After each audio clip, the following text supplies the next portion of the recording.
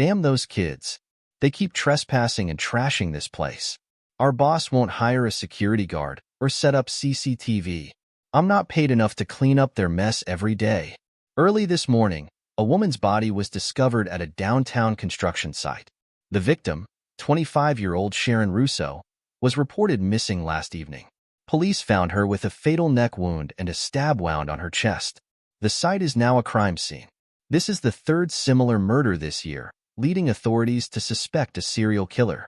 The investigation is ongoing, and police urge anyone with information to call. 3 murders in a year? This city isn't safe anymore. The brutality of these crimes is shocking. How can anyone be so violent? Some people might be born evil, but others could have suffered abuse growing up. The idea of someone randomly killing is terrifying. Detectives are working around the clock for leads. It's best to avoid going out alone until this is over. We should look out for each other. Is she zoned out again? She's always like that. Is she smiling? That's Psychopath. Work keeps piling up. I shouldn't have taken the promotion. The pay isn't worth it. They could fire me anytime, and I wouldn't care. Look who's back early. Why are you alone again, Finn? Another crime documentary? Find other ways to spend your time. Are you still single? Maybe it's time to look for a new interest. This hobby of yours freaks people out. You've been here 2 years and still haven't made friends. Thought we were friends. Well, yes, but maybe you need new hobbies. Ever considered dating? Crushing on anyone? What do you think of blind dating? I can set one up. Hey, Isaac, you forgot to fill something out. Sorry. Look at that guy. Isaac Evans. You should have filled it out for me. Why not be more like him? He smiles at everyone. He's charming. Would you believe he's new here? Suddenly everyone's favorite. He's left-handed. Maybe because he's a psychopath. Psychopath is a psychological term, not appropriate to label someone without assessment. How can you tell? They use their charisma to manipulate. Or maybe nice guys exist. Come on, Finn Lewis. Don't judge based on that alone. This is why your teammates distance themselves. You make them uncomfortable. Goodbye, everyone. Hope you didn't forget to clock out. Have a great weekend, manager. Don't be late Monday. Finn, starting next week, you're on night shift for the month. Are you all right with that? I'm good. Had a similar schedule before. Great. Your contract includes a flexible schedule. It's not up to you to decide. I'm fine with it. You never complain. Congrats on being the perfect worker who never questions exploitative practices. If you hate this job, why don't you quit? I've got bills to pay, honey. I don't get why people are obsessed with finding someone. Why live worried about being alone? I'll be on my own, but it does get lonely sometimes. Be more like him. Smile. Maybe I should try. I knew it was you, Finn. Women face many threats today, including stalking. Stalkers terrorize victims, leaving them feeling unsafe. They obsessively monitor their victims, using cameras or GPS devices. It's crucial to recognize the signs to stop them. Why are you following me? Whoa, be careful with that. It hurts a lot. Hey, you're not answering my question. What were you saying? Sorry, my music was loud. Could you repeat that? Why were you following me? This is a misunderstanding. I live around here. I just moved in. You're lying. No, I'm telling the truth. What's so funny? How come I've never seen you around here before? This is the way to my apartment. Turns out he's my new neighbor. Not only do we live in the same building, but our units are right next to each other. We're practically neighbors. What are the odds? It is odd. When did you move in? Just a couple of days ago. I was at work, so I didn't see him. Are those your things? Why are they still outside? Oh, these boxes are empty. I still have a lot more to unpack inside. Sorry about the mess. I'll have it all gone by tomorrow morning. No, it's all right. I was just curious. Sorry, but I find this really amazing. What is? I have a random question. Do you believe in destiny? What? Do you ever feel like the universe is trying to tell you something? The chances of us both working at the same company, and now we're neighbors? It's wild. I'm skeptical about destiny, but this feels like more than a coincidence, don't you think? Events like this happen more often than you might think. They matter only if people think they do. I don't believe in destiny or coincidence. Things happen either because they're caused or entirely random. That's quite logical. I can't argue with that. I'm exhausted. I'm heading inside. Welcome to the neighborhood, by the way. Yeah, of course. Good night. See you around. Finn, you know my name already? I also know your age and birthday. You've been with the company for 2 years with flawless attendance. You're great at what you do, never make mistakes. You've never joined any team-building outings or year-end parties. Don't drink or smoke, which I admire. What the hell is going on? You don't have many friends. Spend most of your free time alone, watching true crime documentaries. You know a lot about me. I do. I hope this doesn't come across as creepy. You seem popular, so I asked around. I didn't want to miss the chance to get to know you better. I got your address, and the unit next to yours was vacant, so I took it. Everything felt like it was meant to be. There's definitely some cosmic force at work. Could it be destiny? Oh, right, you don't believe in that. I was hoping you'd think this was romantic, but I'm glad you're not into that nonsense. I moved here because you live here. I'm here because you're here. In short, you were stalking me. Is that what they call it? Whatever, I mean no harm. I just want to get close to you. Like, as friends. I've seen you around the office and think we'd get along. It took me a while to get the guts to come up to you. Hey, I heard the news about the serial killings. It's dangerous to walk home alone. I thought we could walk home together since we'll both be on night shift. What do you think? That wouldn't be necessary. I'll head inside now. Good night. Nice meeting you. Isaac. She knows my name too. Huh? Such a tease. She didn't even flinch. What a psycho. So, the killer is likely a psychopath? Someone who lacks empathy and feels no remorse. Isn't that obvious? He's a serial killer, already took 3 lives. Not all serial killers are psychopaths, and not all psychopaths are murderers. But this one could be both. The killer is calculating and has evaded the police for so long. He has a cooling-off period of 3 months between murders and a specific MO. How do you catch someone like that? They sound like a pro at avoiding detection. Theories suggest he might be sending a message or just enjoys the power from taking lives. Whatever the motive, we can't ignore that he's still out there. With each passing day, he becomes more dangerous. I overslept. I was right. The murders were committed by the same person. Will the police finally catch him? Are we meeting again soon? Is she late? That's unusual. Maybe the end is near, and I don't have to worry about bills anymore. Maybe I should just quit and enjoy what's left. Hey, manager. I missed the memo that we're supposed to act like best friends. Not in a great mood today. You seem cheerful. Did something good happen? She's not here? Oh, Finn. Maybe she's still getting used to her new schedule. But it's odd she hasn't notified me. She usually doesn't miss work without letting me know. Wait. Oh no. I think it's my fault. What did you do? I moved into the apartment right next to hers. We're neighbors now. Really? I thought you were into her, but I didn't expect you to make such a bold move. It wasn't on purpose, just dumb luck. I didn't mean to come off as creepy. You might have freaked her out. I'm worried you went too far. She's into psychopaths, right? I tried to act creepy to see her reaction, but she didn't even flinch. Maybe she saw through it and realized I was faking. You said she's smart. Do you really think she's avoiding work because of that? She probably just thinks you're a loser. She's kind of weird herself. Well, she already thought you were a psycho before, so your act probably just confirmed it. Why didn't you say this earlier? Wait, so you were actually being a psycho? Yes, I thought you were joking about that. You're lucky she didn't call the cops. It was just a harmless prank. I hope she hasn't called the cops yet. I thought I was just making a funny impression. You're hopeless. I'm disappointed in you. I really thought you liked her. Actually, I do. Can you help me fix this? No way. You blew your chance. You're on your own now. Hey, I'm sorry. I really am. She probably doesn't want to see you. Good luck. Wait, that's her. Thank goodness. She doesn't seem fazed at all. Maybe it's best to give up now. But you were a jerk. No surprise if she avoids you. Hey, where are you going? I'm not giving up. I canceled my weekend plans. Yeah, I heard the weather's going to be bad anyway. Can't blame you for staying in. Are the police even doing anything? They need to solve this quickly. Want to try the new ramen place downtown? Sure, let's go. Hi, you seem a bit out of breath. In a rush? Yeah, I just wanted to apologize for last Friday. I didn't mean to act like a stalker. Moving next to you was a coincidence. The stalker act was a dumb prank, and I'm really sorry for it. I wasn't lying about you being popular. I get if you're upset or don't want to talk, but I hope we can still be friends. Can we start fresh? So it was all an act? Too bad. I was really getting into the psycho neighbor thing. Thought my life was turning into a thriller. That was a bit of a letdown.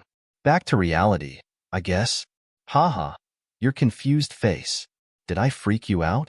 Sorry, that was a weird thing to say. I can see why you find it funny. Pranks can be amusing. You're definitely a unique character. Acting like a stalker? Who does that? I guess we're even now. Nice meeting you, Isaac. See you around. Wait, Finn. I meant it when I said I want to get closer. If you're not into sweets, we can go somewhere else. There's a cafe with great coffee and pastries. I promise we'll be back before your break ends. So, will you have lunch with me? Is it going to be your treat? Yes, order whatever you like. I actually like sweets. An over break wouldn't hurt. Let's grab lunch together, then? That smile hasn't changed. Finn, I finally found you. So Isaac invited you to lunch? He's really persistent. Huh? You're actually going to have lunch with him? Yeah, I already said yes. But he's a jerk. Maybe you should reconsider. You don't know him well, right?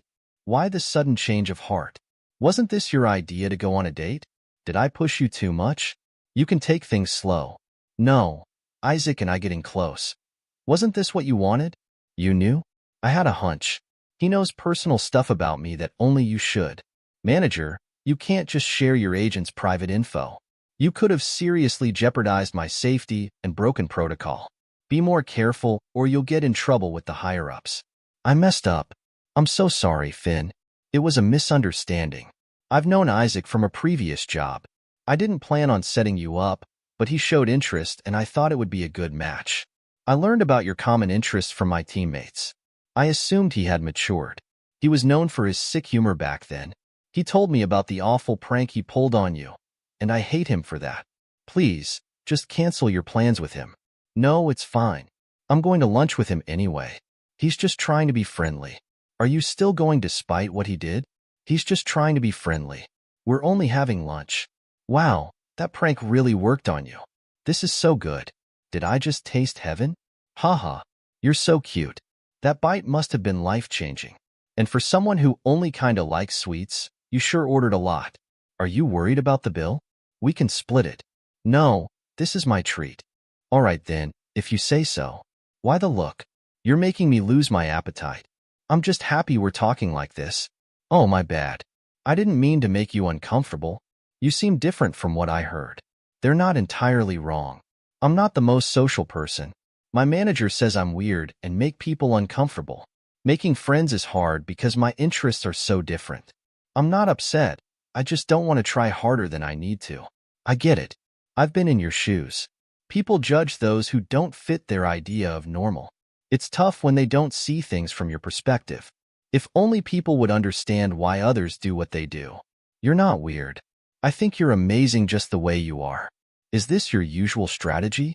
Positive affirmations, fake empathy.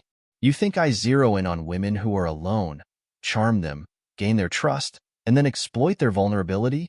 You're kidding, right? Whoa, what's this? An interrogation?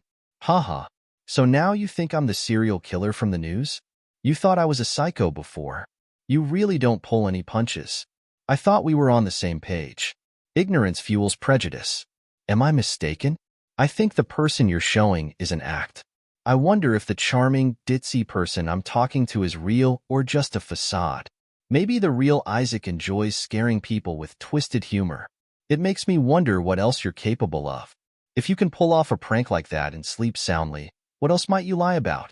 Did you hear the police think the serial killer is left-handed, just like you? It's unfair to call people psychopaths or serial killers without proof. It could get you in trouble. I'll be cautious until given a reason not to. Psychopaths blend in and seem normal. Hold on. I think you might have it backwards. Okay, I get that you're cautious. So you're still hanging out with me? If I were the killer, I wouldn't want to be seen with you in public. You don't have many friends, so I'd be a suspect. Fair enough. But that doesn't mean you're not a psychopath. Looks like you've already decided I'm guilty. Why are you so fixated on me being a psycho? Because I want to meet one. But why? To confirm some things. Are these things worth the potential danger of meeting a real one? You wouldn't understand. Will you cut ties with me if I'm not who you think I am? Yeah, I guess if I find out you're not who I thought, there wouldn't be much reason to stay connected. Ouch, I feel like you're not giving me a fair chance. Don't you see anything interesting about me? Maybe we could be friends? You should be displeased by now. Nothing? Oh man, that's a bummer. Even with all this craziness and rudeness, I don't care. As long as I get to chat with you, that's what matters. You still won't leave? Suit yourself. What do you want from me, Isaac? Eep. Oh no, I don't think we'll make it in time, even if we run. It's all right. A short break won't get us fired. The city is so beautiful at night with its lights. It's surprisingly peaceful. Night shifts aren't so bad after all. Hey, are you okay? You coming? Let's head back now. Finn, I can't believe it. Mondays are supposed to be hectic. So does that mean we'll be working overtime today? I hope my girlfriend doesn't mind rescheduling our date. Can we save the chit-chat for later? Trust me, I'm not thrilled about this workload either. But we're a team, and we have to work together to get it done. But manager, could you try being a bit more optimistic? It might lift our spirits. What do you want me to say? You've been around long enough to know how things go. Beats me, but I could definitely go for a pizza party later, haha. Alright everyone, let's finish this queue by 11 p.m., and I'll treat you all to some pizza. Manager, you're the best. Hey Finn, what's up? Are you feeling okay? Wait, is that blood? Oh, I'm bleeding. Oh my god.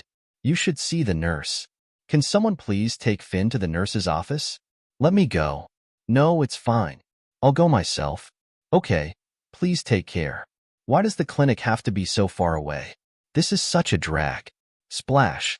Gasp. Sorry. You looked like you were about to pass out. Are you all right?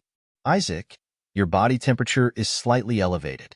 Do you often get nosebleeds when you have headaches? You're still in the normal range, though. I don't think so. It's been a while since I've had one. Your blood pressure seems a bit high. Any idea what might be causing it? Maybe it's all the work lately. We haven't been doing overtime until today. I see. Could it be related? Well, I've been having trouble sleeping lately. What's causing it? Documentary marathons? What? Any relationship issues? Do you feel stressed or anxious lately? Stress and anxiety can lead to high blood pressure and nosebleeds. It's rare, but it's better to avoid anything that could stress you out right now. If it happens again, you should see a doctor. So, the nurse suggested you end your shift early? That's fine. I was planning to send you home anyway.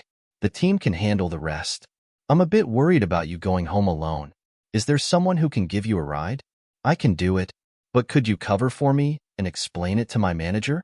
Shut up, Isaac. This whole situation feels like it's your fault. What? How is this my fault? Because your pranks are stupid.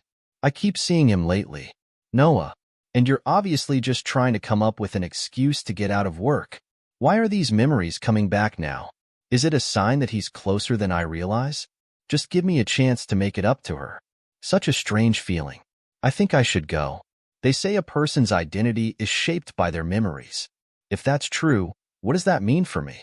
I don't fully remember my past. Are you really okay with this? Me, taking you home while being a potential killer? I'll assume you're joking, but I don't think you'll be able to do anything in this crowded place. I'd rather go home alone. And besides, I only agreed to you walking me to the station. Sorry, that was just my poor attempt to cheer you up. You're so quiet. Yeah, of course. I guess cheering someone up isn't your specialty. You're still clever even when you're sick. Haha. Attention everyone. The train arriving on Platform 1 is headed to Station 4 and Station 5. Here comes the train. Please stand clear of the platform edge and let passengers exit before boarding. I'm off now. Thanks for taking care of me. Isaac. Finn, wait. I'm really sorry. I'm not sure how to act around you now without being a creep. I didn't mean to overstep or make things weird, but I do care about you. I know I'm terrible at showing how sincere I am, but I genuinely care about you. This time, it's the truth. I hope my feelings can reach you. Take care. Okay? If my own self remains a mystery, how can I trust my instincts about others?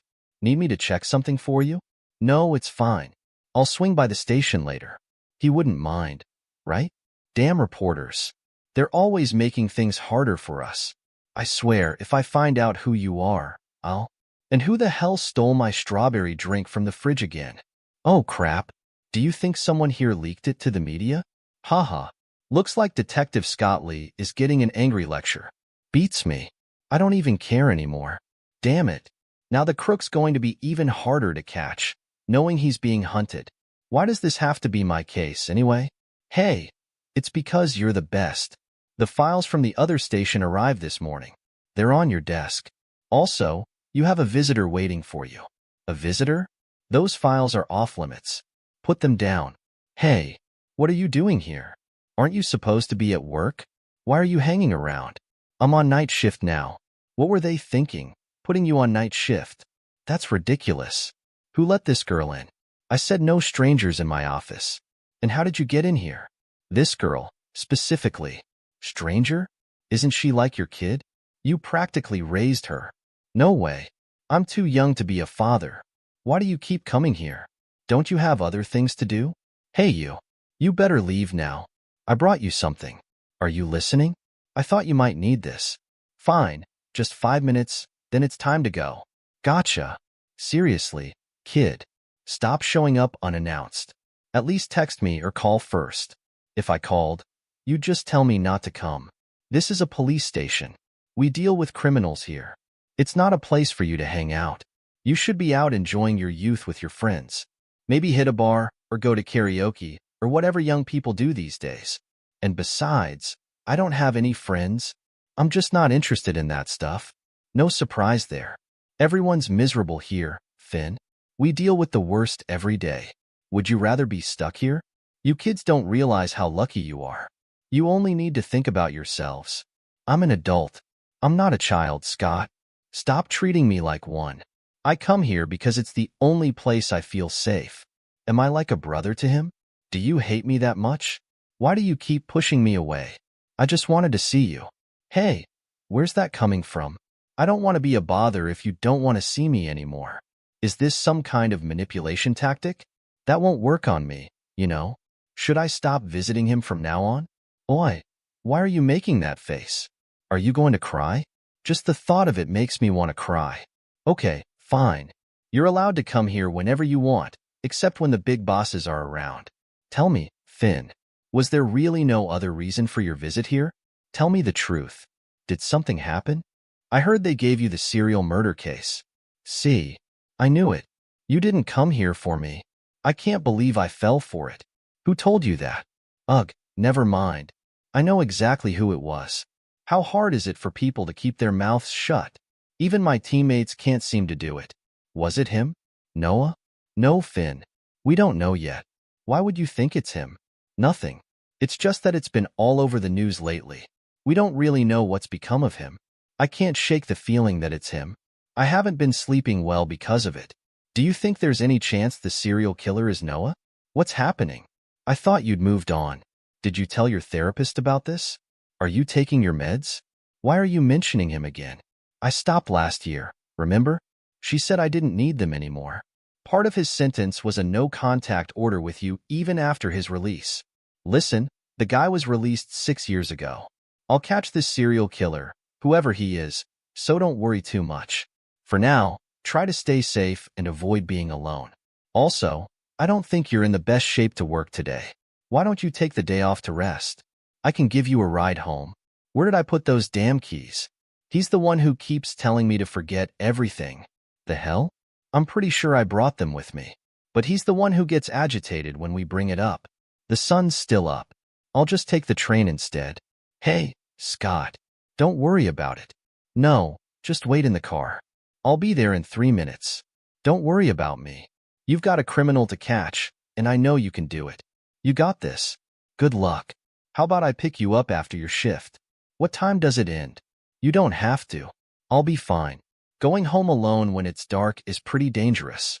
Can you talk to someone about changing your schedule? About that, I won't be going home alone anymore. I got a new neighbor. He's a coworker named Isaac. That's great. Just make sure to be nice and get along with him. I'm telling you this because I think he's a complete psycho. So in case something happens to me. What? Not this again. You can't just throw that word around. You can't keep suspecting every new person you meet. It's not healthy. Wait, your shoe's untied. Let me do it. I shouldn't have come here. I'm such a selfish, clingy mess. I only make him worry. I just can't connect with anyone else like I can with him. But I should have stopped seeing him a long time ago. I don't want to bother him anymore. Hey, just so you know, I really came here to see you today. The news got me really anxious, but it was just my paranoia acting up. I didn't mean to make you worry so much. You don't need to babysit me all the time. I can take care of myself too. I know you have a lot going on. Don't stress about me. I'll be all right. Well, you can still check up on me sometimes. I don't want you to feel like you have to watch over me all the time. I'm an adult now, huh? I see. You're looking pretty fancy today. Something special going on? Idiot Scott. She's already left? I should have gotten her number. I saw Finn throw these in the trash. What did you say to her this time? She seemed pretty annoyed. Scott, you heartbreaker. Why do you care? Stop being so nosy. You're clearly not doing a good job as her guardian. Why shouldn't I care? It's Finn we're talking about. She said she's an adult and declared her independence. Her guardian? Look, the kid literally came here just to tell me she doesn't need a babysitter anymore. It could be because she's trying to show you she's grown up and not the same kid you used to look after. I think you're reading too much into it. How much longer are you going to pretend not to notice? There's something more going on with her feelings for you. You can't just ignore it. You need to be upfront with her. I think it's best if she grows out of it eventually. She doesn't have many people in her life. It's understandable. She's just confused. Her father was abusive, and her only friend was a murderer. She didn't really know what love felt like until Annie took her in. She formed a strong bond with Annie quickly because she finally had a maternal figure. But when Annie died, she refused to be fostered by a new family. I specifically requested to be moved here to look after her until she reaches legal age. This makes it hard for her to socialize normally. She's always on guard around new people because of her past. I just want her to be able to enjoy life like any normal person. Find a hobby, go out with friends, or even start dating.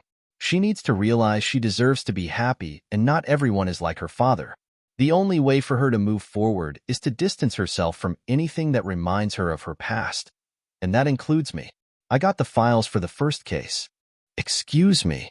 They're here. Great. Let's get back to work. Scott, she has the right to choose who she wants in her life and how she wants to live it. It's not up to you to decide. I know. Let's talk about it later. We have a criminal to catch. Tap. Finn, you're here. How are you feeling? We were really worried. Finn? Are you sure you're in the right condition to work today? Are you really that worried about me? Oh my God, Finn. Or are you just feeling guilty about what you did? Even though you're the iciest person I know, of course, I'm worried about you. I truly care about you. I'm fine now. It was just a headache and a random nosebleed. Okay, if you say so. Is that a lunchbox? Oh yeah. Isaac left that for you earlier. Wow, he actually has this side to him. I guess he's really serious about you. So, I heard the serial killer strikes every 3 months. The timing, the way the victims are bound, and the stabbing method. It was almost uncanny. Maybe the killer drew inspiration from it? That's what I'm saying. The police should investigate from that angle. They might be able to solve the case. The victims' hands were tied behind their backs, right? Wait, what's his MO again? You should have seen the crime scene photos. Someone shared them on Bluedit. They're horrifying. Blood everywhere. And all of them were stabbed twice? Just 2 stabs? Just 2 stabs? He went through all that trouble of tying their hands. What a waste of thrill. He could do whatever he wants with them in that helpless state. I don't think it's supposed to be funny, Isaac. What the hell, Isaac? You high? I'm sorry. Can't help it. Isaac. Hey. You guys go ahead. You can return without me. Wow. Isn't that Finn from the support team? Yeah, that's an unexpected pair. You expected me to be at work? So, because I wasn't home when you checked this morning, Yeah. How are you feeling? Better. Thanks for asking. Were you looking for me to return the lunchbox? Yes.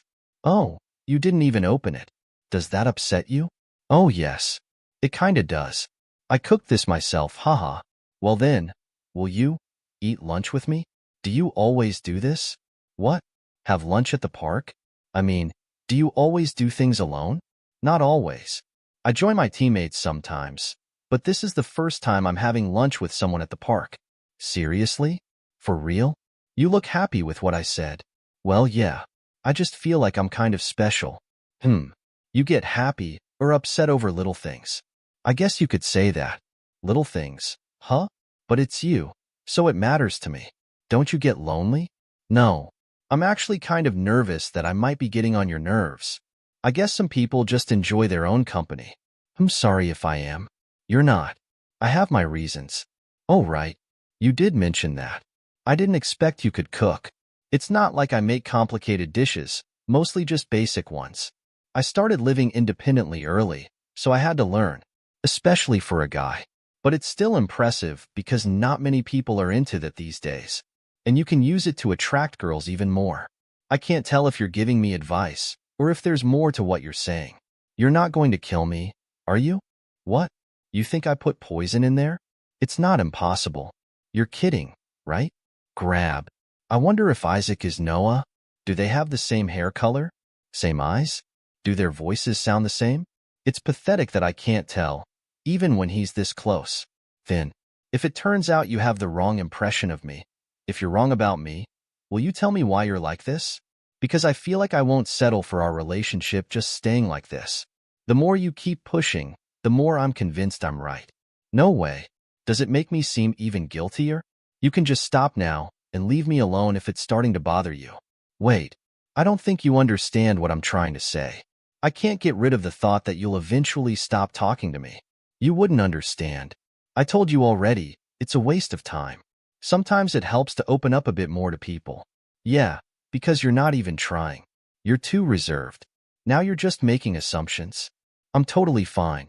I don't need help of some sort. And because you're Finn, you should be unbothered and cold. Is that it? Are you just trying to live up to everyone's expectations?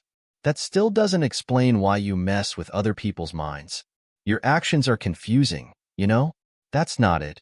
But your behavior suggests otherwise. You tell me you're fine with me being here, but you don't understand. Also, that psycho radar of yours. How come you're cautious and careless at the same time? I might be pushing things too fast, and maybe I'm being impatient. Just stop. But can you at least tell me what's going on? You're right. You're being impatient. You've seen how I treat you. I'm being mean, yet you're still here. So why are you blaming me for how you feel? People around me constantly feel the need to tell me what to do and how to live my life. I'm perfectly capable of making my own decisions. Why do people always think I need fixing? I hate it. Can't they just let me be myself? But I won't force myself on someone who's not comfortable around me. I do like having someone around. If I'm causing so much confusion, why do you choose to stick around? Do yourself a favor and just avoid me from now on. How was it? Wasn't too difficult, was it? Feels good to get it off your chest, right? You should talk about your feelings more often. Should we head back? You coming? Ever since Isaac came. Go ahead. I'll listen. If you still want to talk about it. I've been experiencing new feelings I've never had before. I'm terrified. Dang. Yeah. They weren't even documented thoroughly. They either have a terrible work ethic, or they didn't prioritize the investigation. There were no recent follow-up reports from relatives either. Makes sense. For both cases, it seems only a few people were interviewed. It looks like we're going to be starting from scratch. Well, at least they managed to jot down the victim's info. That just means we're in for many sleepless nights. Let's start with what we have for now, while waiting for the analysis results from forensics. Our suspect obviously has a type in choosing a victim, and he has a very specific MO, an organized serial killer. But the most recent one had more bruises and stab wounds. Well, the way they were killed in all three cases is exactly the same. They have their hands tied behind their backs, a stab wound in the chest, and a cut on the neck. All were killed inside their homes. and were found in a construction site, except for the third one, who got more stab wounds in different parts of the body. All three have similar physical appearances. All three have long brown hair and brown eyes. Their ages range from 23 to 26 years old. It's him, right? I'm telling you this because I think he's a complete psycho. So in case something happens to me, hey, Jaehan, do you believe in coincidence? Huh. Are you seriously asking a detective that? But as cops, we rule it out for now until there's really no other choice left. I mean, yeah, there's a possibility that things might just be coincidental, especially when the clues clearly show patterns. You're right. That's what I always tell Finn. That's why if she finds anything odd, she gives me a heads up. I know she talks to you, Jay. By any chance, did she tell you what time her new shift ends? Dang. Why isn't she home yet? Who is she with? Why? Were you supposed to go home together? You're waiting for Finn? Well, we didn't plan it, but I thought we could since we're neighbors anyway. She said someone was picking her up. She was in a hurry to leave earlier. I wonder who that could be? Her boyfriend? I should have gotten her number. Knock, knock. She's not home yet. Isaac. Finn. Did you need something? Were you waiting for me? Haha. Do people only approach you when they need something from you? Most of the time, yeah. I waited for you earlier, but your manager said you left right away. I was kinda thinking we could leave together. When I got here, you weren't here yet, so... Oh no, I'm sorry. I'm used to going home alone all the time, so I didn't expect someone would be waiting for me this time. I'm just glad you're safe. Hey, it's all right. You must be the psycho neighbor. Isaac, right? No wonder why Finn's so wary of you. You're quite the charmer. I'm a detective. My name's Scott, by the way. Are you okay? You look like you've seen a ghost. I'm a fan of yours, sir. A fan? I saw you on TV, talking about the Cold Lake murders in an interview. That was a long time ago. I was still a student. You were really cool back then. I mean, the fact that the suspect was actually a politician's kid. You didn't hold back from dropping his name in public. All right. I almost lost my job because of that interview. You were amazing. You didn't even hesitate to call out the cops on their sloppy work. How about me? I was there too. Really? You were interviewed too? Nope, but the camera caught me a bunch of times. I was just right behind him. And why are you talking casually now? Weren't you cautious of him? Are you serious? Do you think he'll still remember that? We actually had lunch together. You said I should be nice to him, didn't you? She can be pretty rude sometimes. Sorry. Just cut her some slack. That's just how she is. Her actions and words can be pretty confusing. She tends to suspect every new person she meets might be a psychopath. You probably know about her habit by now. She also accused the previous tenant in your unit, and he might have moved because of that. Poor guy. Not true. That guy was kicked out because he wasn't paying his rent. Yeah, sure. I'm sure you freaked him out at some point. She's mean, but she's harmless. Anyway, Isaac, just be patient with her. If you're interested in her, she's available for obvious reasons. What on earth are you saying? It's seriously embarrassing. Oh, you're embarrassed? Do you have a crush on him? Just shut up and leave already. Here's your bag. You keep leaving your stuff in my car. Anyway, it's late. Head inside and get some rest. You have work tomorrow. I'll call you. I promise. Good night, Isaac. I'll see you tomorrow. Yeah, sleep well. I appreciate you making sure she gets home safe. You must be a really nice person to care about her so much. Even though you haven't known each other for that long. It's good to know there's someone else watching out for her when I'm not around. Please take care of her. If something does happen to her, you're the first person I'll look for. I need to go now. Nice meeting you. Was that a threat? What the hell? So annoying. See you tomorrow, Finn. Keep safe on your way home. Thanks. See you. Isaac. Still no text or call from Scott. Rumble. You're acting kinda different today. You're too quiet. I'm not used to it. It feels weird. Weird? Haha. Is that really how you would describe it? Is there something wrong? About Scott? What's your relationship with him? Why'd you ask? Because I'm jealous of him. I saw how you acted earlier, and I think you're more yourself when he's around. I want you to be that genuine when you're with me. I envy him. You're right. It's because I like Scott. I like him a lot. Like him a lot. I like Scott. But it's one-sided. I know there's no chance he'll reciprocate my feelings for him. I'm just happy with what I feel, and I'm content with what we have now. And my liking for him isn't the kind where I want him to like me back. You still haven't answered my question, though. How did you guys cross paths and become so close? It's a long story. Why are you so eager to know? If you don't want to talk about it, no pressure at all. It's fine. Hey, Isaac, want to grab a drink? How did you know they always leave this rooftop door unlocked?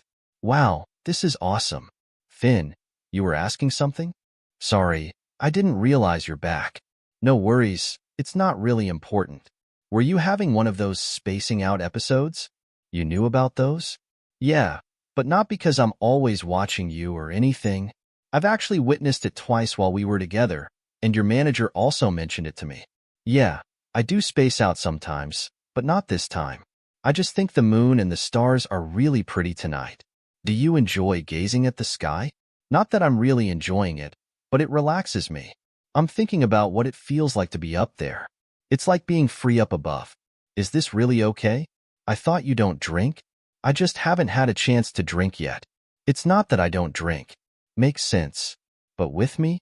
Aren't you still suspicious of me? Didn't you ask earlier how Scott and I got to know each other? They say alcohol makes you bolder. Hey, you don't really need to if it's because of that. No, I feel like I owe you this for messing with your head. I'll try to be more truthful with you this time. Seriously, you don't have to. Finn, wait. Ugh, this tastes awful. Geez, she really went for it. You know, I totally get that there's this pretty huge age gap between us, but whoa, it's not, like a big deal or anything now, right? And we ain't even blood related. So I don't really see any freaking issue here, you know? I got all dressed up, even put on makeup, but he didn't even notice. What a jerk. She literally just talked about Scott all night. I don't know if he's ignoring me on purpose or if he's just an idiot. She still didn't answer my question, though. Ugh, I hate him, but also kinda like him. So annoying. Oh, hold up. I just figured it out. It's 'cause he's known me since I was a kid. That's it. That's so not fair. It's not like he's the one who raised me or anything. It was his auntie who took care of me when my father got killed. Scott and I wouldn't have become close if he hadn't died. Now that I think about it, thank God he got murdered, the bastard. He had it coming anyway. At least he brought some good before he was gone. I hope he's in so much pain. Haha, that asshole deserves to burn in hell. Hey, you're pretty drunk now. I'll take you to your unit. You can still walk, right? Seems like you're getting a bit tipsy. Can you really walk on your own? I'm fine. Just worry about yourself. Just watch your steps. Finn. See? Clang. Wow, you look more handsome up close. Thanks. Can you stand on your own? I don't think I can hold you for much longer. I like your eyes. Like the ocean, they're deep and calming. If I charm you in any way, why don't you like me instead, Finn? Idiot, that's not how it works. But it can't hurt to give it a try. Finn, I've been waiting for this moment for so long. To be this close to you. I'm so happy. You're mine. Hey, Noah, if I ever find a reason and the desire to live again someday, will you come find and kill me? Oh, I'm still alive. His room is surprisingly organized and tidy. Scott's room is the total opposite. What am I doing here? I must be out of my mind. If Scott finds out, he'll kill me. Isaac. It was his aunt who took care of me when my father was killed. Scott and I wouldn't have become close if he hadn't died. Now that I think about it, he didn't even seem surprised or ask further about what I said. What's up with that? It's like he already knows about it. Creak. There's something there. Obviously, if he didn't want me to find something, he wouldn't leave me alone in this room. Nothing here. Finn, you're finally awake. How are you feeling? I brought you here since I didn't know the passcode to your place. You passed out last night. If you're feeling dizzy, you can call in sick. Our shift starts in a few hours. Holy crap. Why are you holding those? You really don't need to explain. But how did you find them? Were you looking for something? Actually, I was snooping around. I can't believe you just admitted to invading my privacy. Or next time, don't let just anyone sleep in your room and leave them alone. Wow, are you seriously gaslighting me now? You're not just anyone to me. Anyway, Were you looking for some sort of proof that I'm a psycho killer, or are you genuinely interested in me now? Does it matter? Either way, what I did was wrong. Well, if it was the latter, I would have let it slide. If it was the first? I don't know, Finn. I'm worried about the lengths you're going to just to confirm your suspicions. I'm worried about you. What if you find out something you shouldn't? If you were right about me, I wouldn't let you leave this room alive. Also, you let your guard down and got drunk last night. Be careful next time you're having drinks with someone, especially when it's just the two of you. Thank you for taking care of me and sorry for all the trouble. It's no problem for me. I just want you to understand how reckless your actions can be sometimes. But if you think I'm like this because I am being cautious or afraid of dying, you're wrong. But that wouldn't stop people around you from worrying. Sure. Honestly, I can't just relax after witnessing how often you're so careless. Eyeglasses? Why don't you just ask me directly? You don't really need to snoop around. I feel like you won't tell the truth if I ask you. No family pics or anything. Your room doesn't give much away. You're kind of a mystery. Oh, you're right. It's not obvious, but I am indeed a private person. Did I share something about myself? What do you mean? You don't remember anything? I think so. Is it because you were drunk? Not even one thing from what you said or did. Why? You look disappointed. Well, you talked a lot about Scott last night. Sorry, it must have been awkward for you. No, not at all. I did say I wanted you to open up to me more, didn't I? Okay, then, it's only fair that I get to ask you some personal stuff now, right? Last night doesn't count. You were drunk and trying to make up for messing with my head. Is it usually this complicated to get to know someone? Let's do it the traditional way. Will you go out with me? Honk. There's nothing about him on the internet. No articles, no news clips. It's like he's gone without a trace. He was a minor then, protected by the law. His name and face couldn't be released to the public. Why are we talking about him again? I have one last favor to ask. After this, I won't bother you about him again. You'd recognize him if you saw him, right? Honk. It's not him. We'll release the body next week. We thought no one would claim her, but her mother showed up last Friday. She doesn't seem heartbroken, more like inconvenienced. I suspect she knows more than she's letting on. Hay will handle it. Their victims all seem to have strained family relationships. The differences between the victims are striking, though. Unlike the earlier victims, who had just a chest stab and a neck slash, this one shows signs of overkill. She clearly tried to defend herself, judging by the wounds on her arms. The sheer number of stabs and beatings ended her life. The chest and neck wounds seem like last-minute additions to maintain the pattern. There are no abrasions where she was bound, meaning she was likely dead when tied up. The first pair struggled to break free, given the rope imprints on their limbs. Serial killers usually seek control for satisfaction. The third incident feels impulsive, more like a crime of passion than premeditated. So, are we suggesting there are two killers? There's a high chance. It's possible he tried to mimic the original killer's pattern to pin the crime on him, but something doesn't add up. Only after the third victim was found did the public learn about the serial killer. How did the second killer know the specifics of the previous crimes to mimic them? This person must have closely tracked city crimes. It's impressive since the first crimes weren't well documented. Did he pick his victim based on similarities with the previous ones? Could this be a change in MO? Changing methods is common for serial killers to avoid detection, but this doesn't make sense because news of the serial killings just came out. We're left with speculation until we get evidence leading us to a suspect. I hope we get to it soon. I've got a gut feeling those at the top are about to come after us. Excuse me, I need to take this call. It took you long enough to see I could help? Huh? Haha. Have you been? You wouldn't believe how hyped I got seeing your email. Cut it out. Did you find out anything? What do you need from that old case, anyway? Is this how you say hello to a junior you haven't talked to in ages? Or is this for Finn? Is she still single?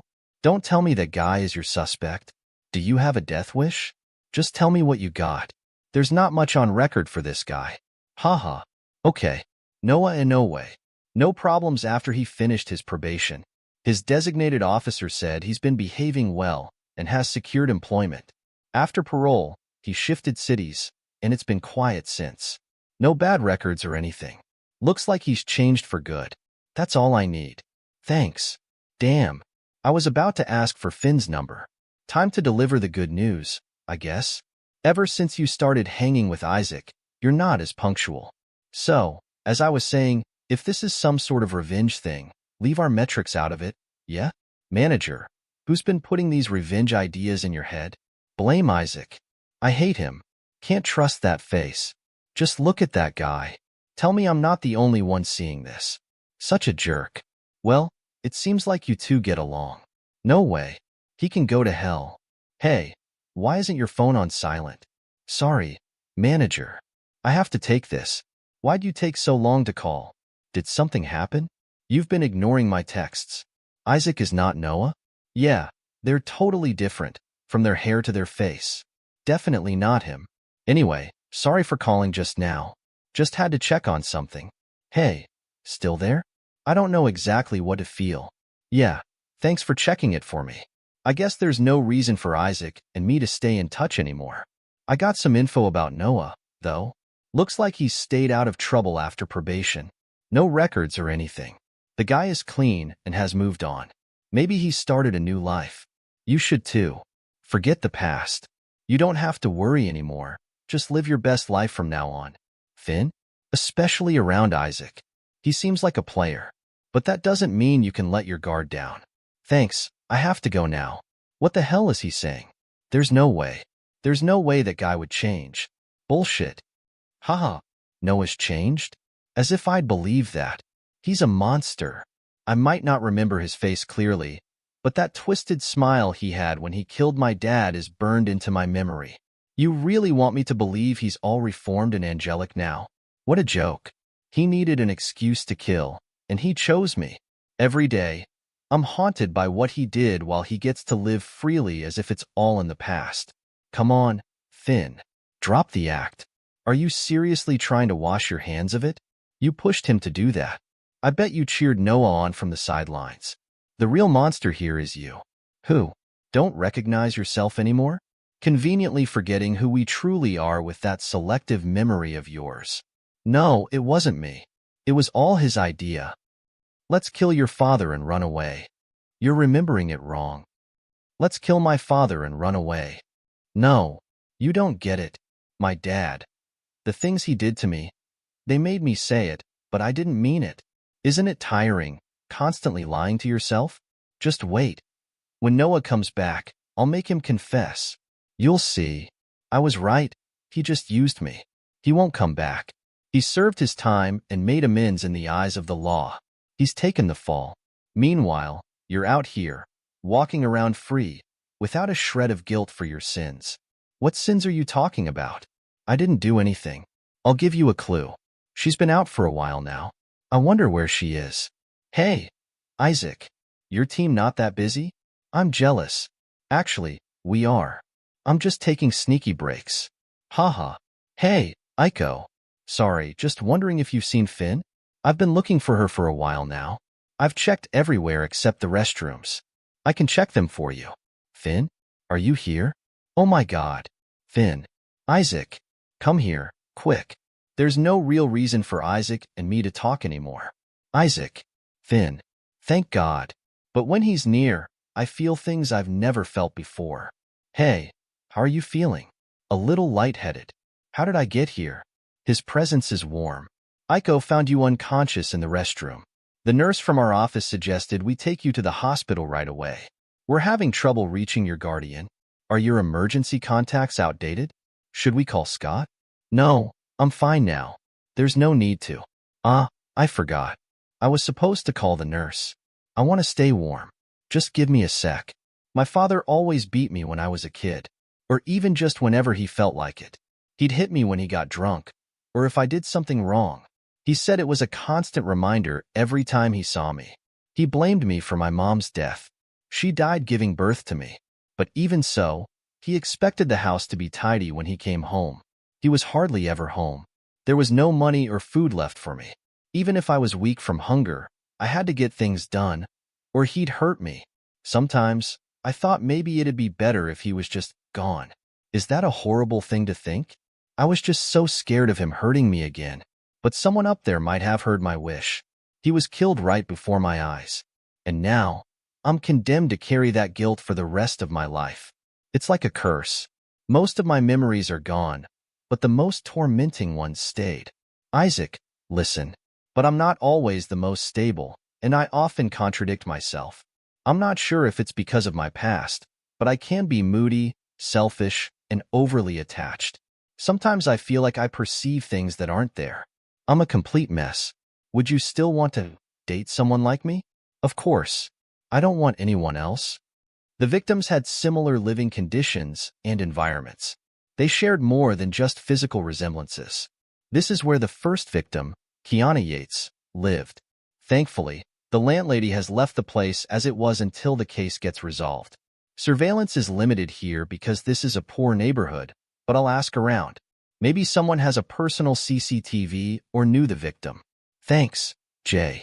Don't take too much time here. Let's meet later at the parking lot. Got it. Kiana's parents passed away when she was just a child. She started working to support herself. As soon as she hit legal age, she decided to move out from her grandmother's place. She lived here on her own and didn't maintain contact with any relatives. She didn't have many close friends. Had her boss not reported her missing from work, her death would have gone unnoticed for some time. Poor kid. All the doors and windows were locked except for the broken one in the kitchen. Unfortunately, the suspect had already used it to gain access before that day came. Kiana informed the landlady, and they scheduled a repair for the following week. He killed her here in the kitchen. The area was undisturbed, no signs of struggle, except for that chair which he used to get out through the window. It's likely that he was already inside before the victim came home and waited for the right moment to attack. The victim was under threat before she could even resist, so she just went along with everything the suspect said, and that's how she got tied up so easily. He only ever used knives from his victims' homes as murder weapons. Reports say there were no fingerprints on the bodies or any surfaces he might have touched. He likely used gloves, but he still cleaned the knife to be really sure no prints were left. It's too well planned and thought out. It's hard to believe that this is his first victim. Looks like the guy might have jumped from here or taken a shortcut through the rooftop next door. Seriously, putting up a fence here is pointless. I bet there's been a lot of theft here. This could be why there's a break between his attacks. The killer knows his victims' routines and the kind of environment they live in. An expert stalker. He really takes the time to study them. You're with the police, right? Are you here for Kiana's murder? Do you know her? I'm her landlady. Kiana was a sweet girl. We didn't chat a lot, but I feel like out of everyone here, she was closest with me. She didn't have many friends because she was juggling so many side jobs just to pay for school. She often borrowed money from me when she was short. I can still remember how happy she was when she paid me back from her first paycheck at her first corporate job. That poor girl. I still can't believe what happened to her. She had big dreams. I thought everything was going well for her. I actually thought she was about to have a boyfriend, and she might just surprise me one day and get married. Her coworkers said she wasn't close to any guys, and it seemed impossible she had a relationship at that time. Sorry for cutting in, but why did you think that? Well, it hadn't crossed my mind, but I saw it myself.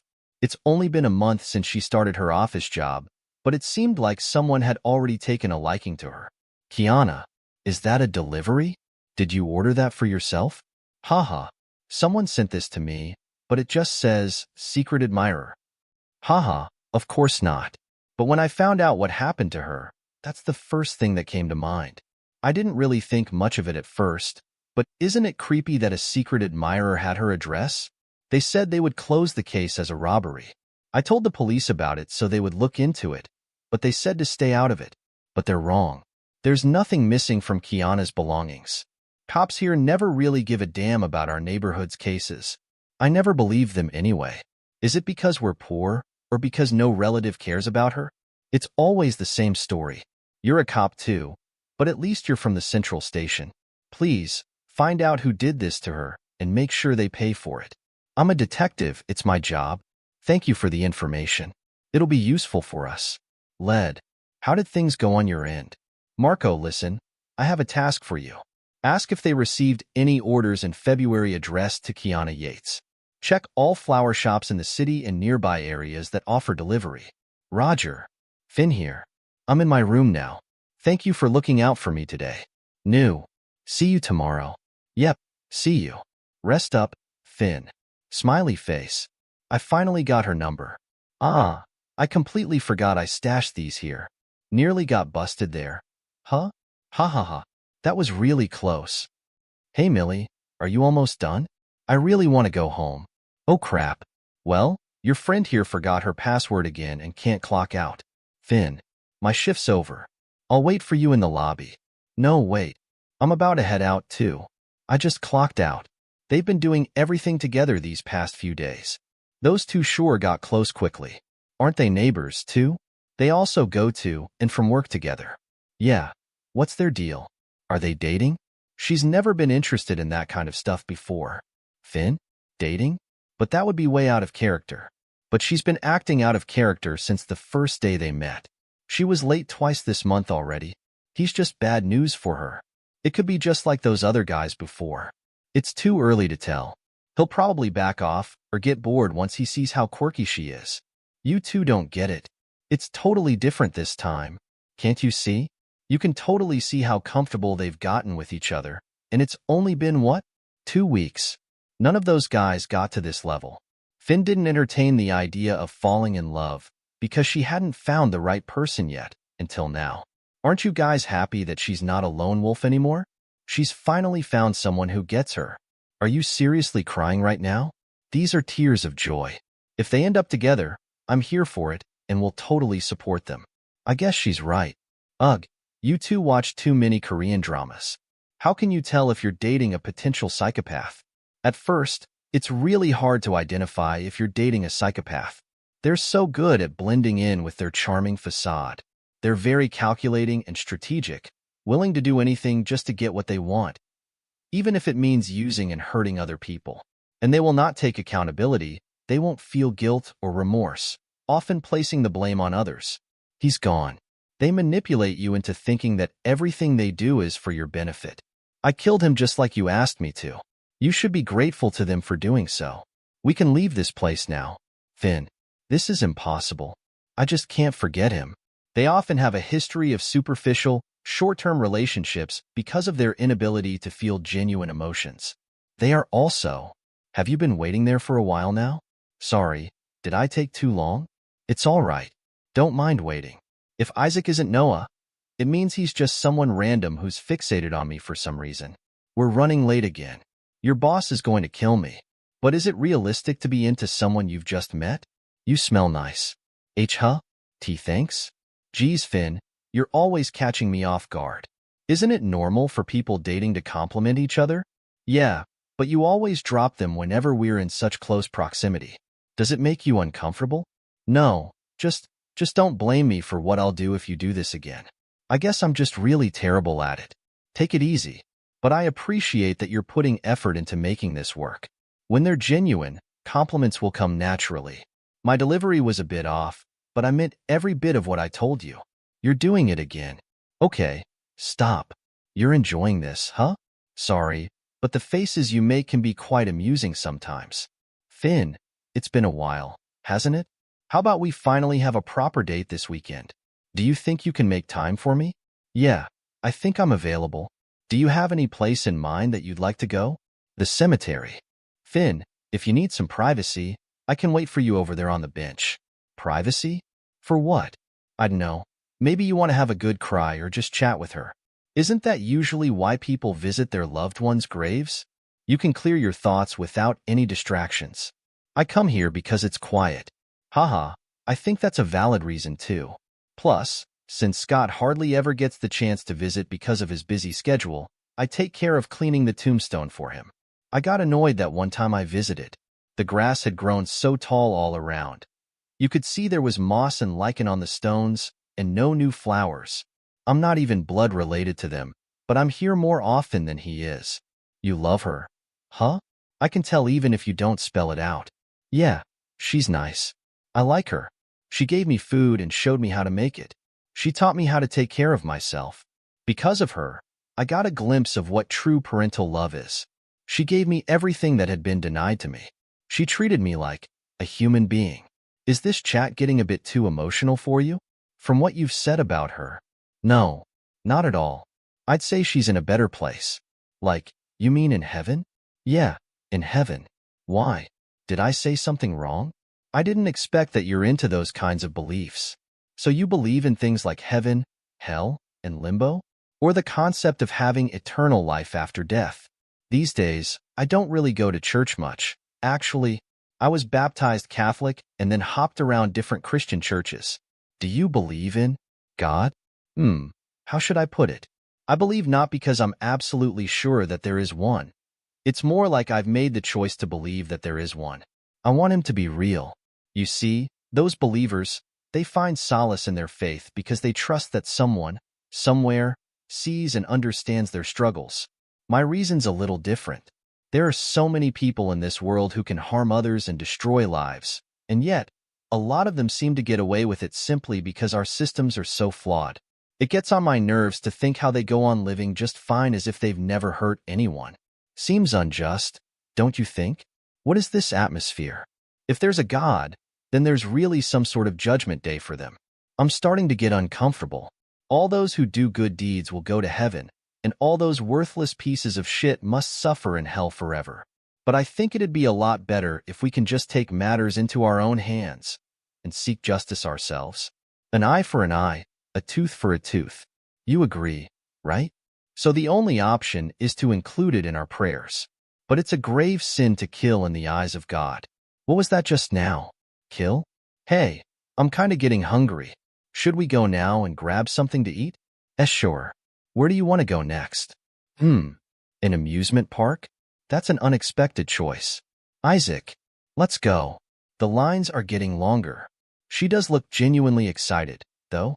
Why'd you choose to come here? I've wanted to come here for a long time, ever since I was a kid.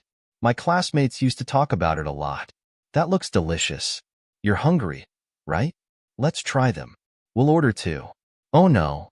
No. Hey, Isaac. Yeah? How come you don't ask me anything about my past, even though I've told you how my dad passed away? I thought you wanted to know more about me.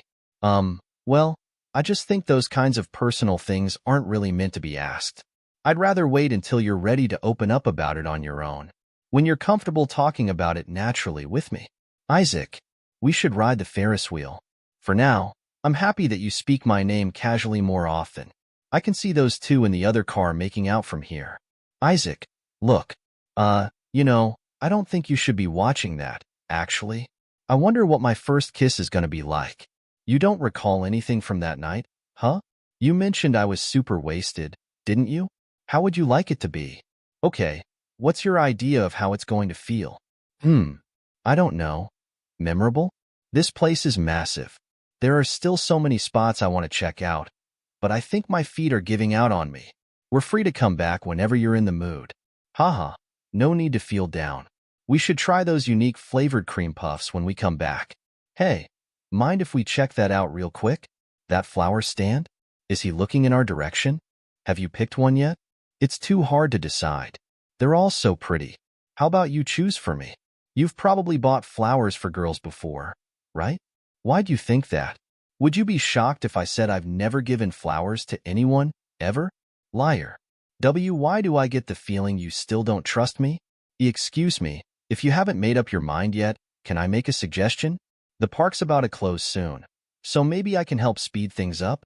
Oh, sorry about that. We didn't notice the time. What about these tulips? I picked out the freshest ones for you. They are also our best sellers. Simple yet beautiful, and I think they really suit your personality. I really like these. How much do I owe you? You can have them for free.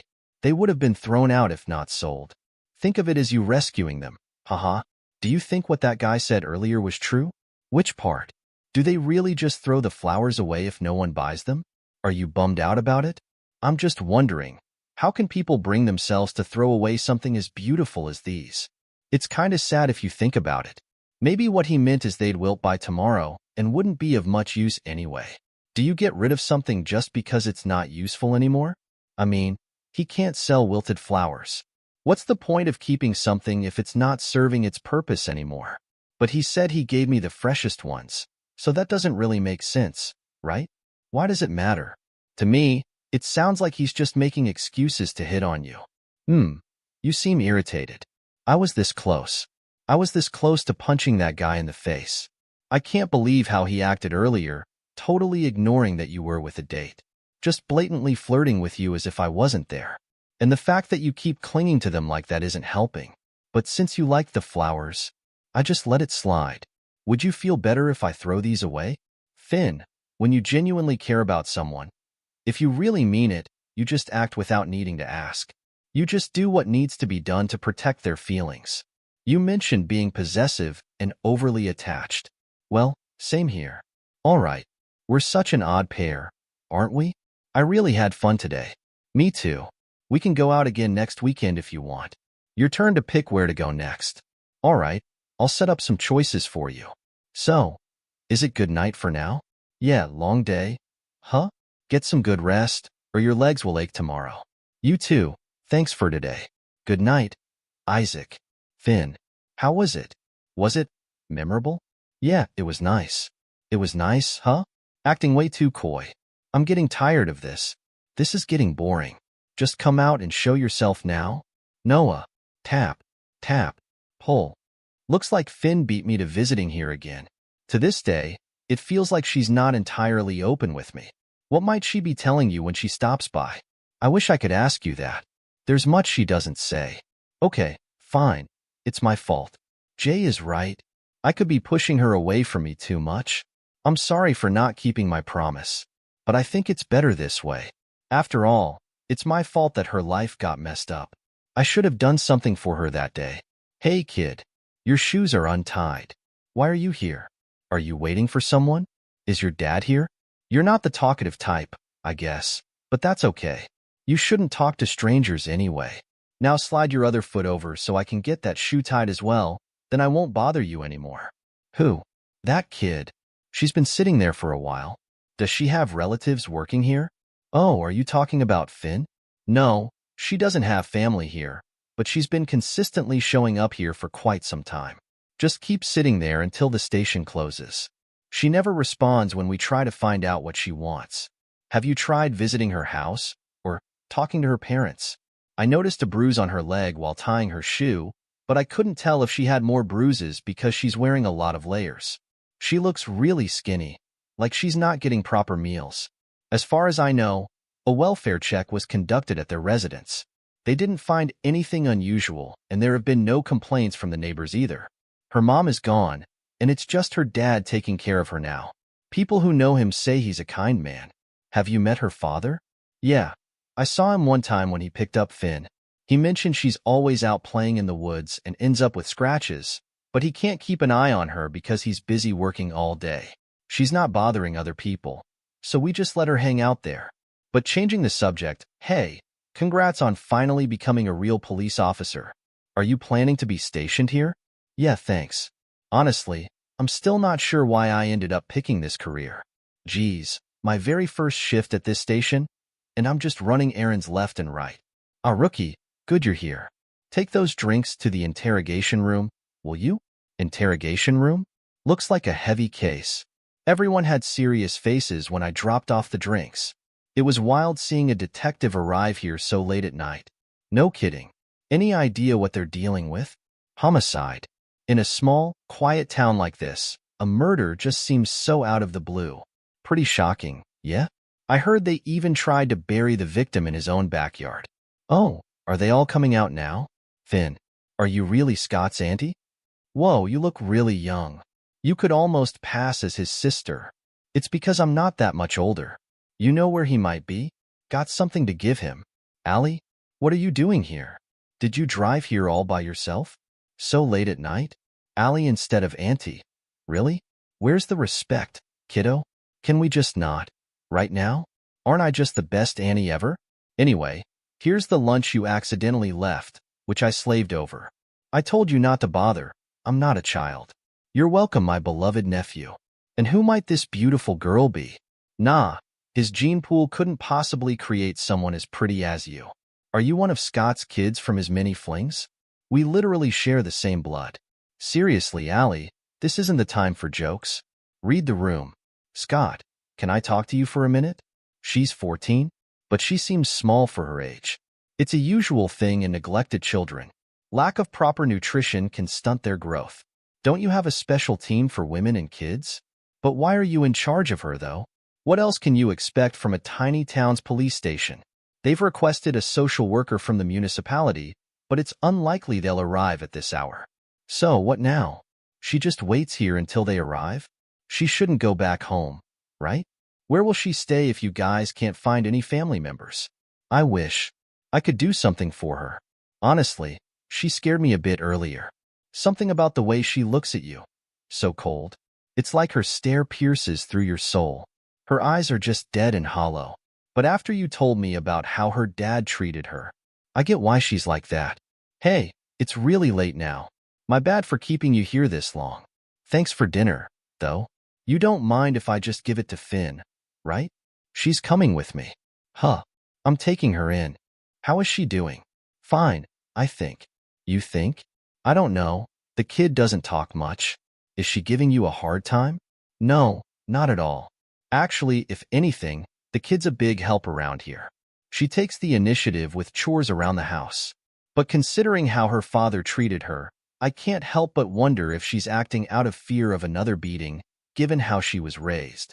By the way, any news on whether she still has relatives willing to take her in?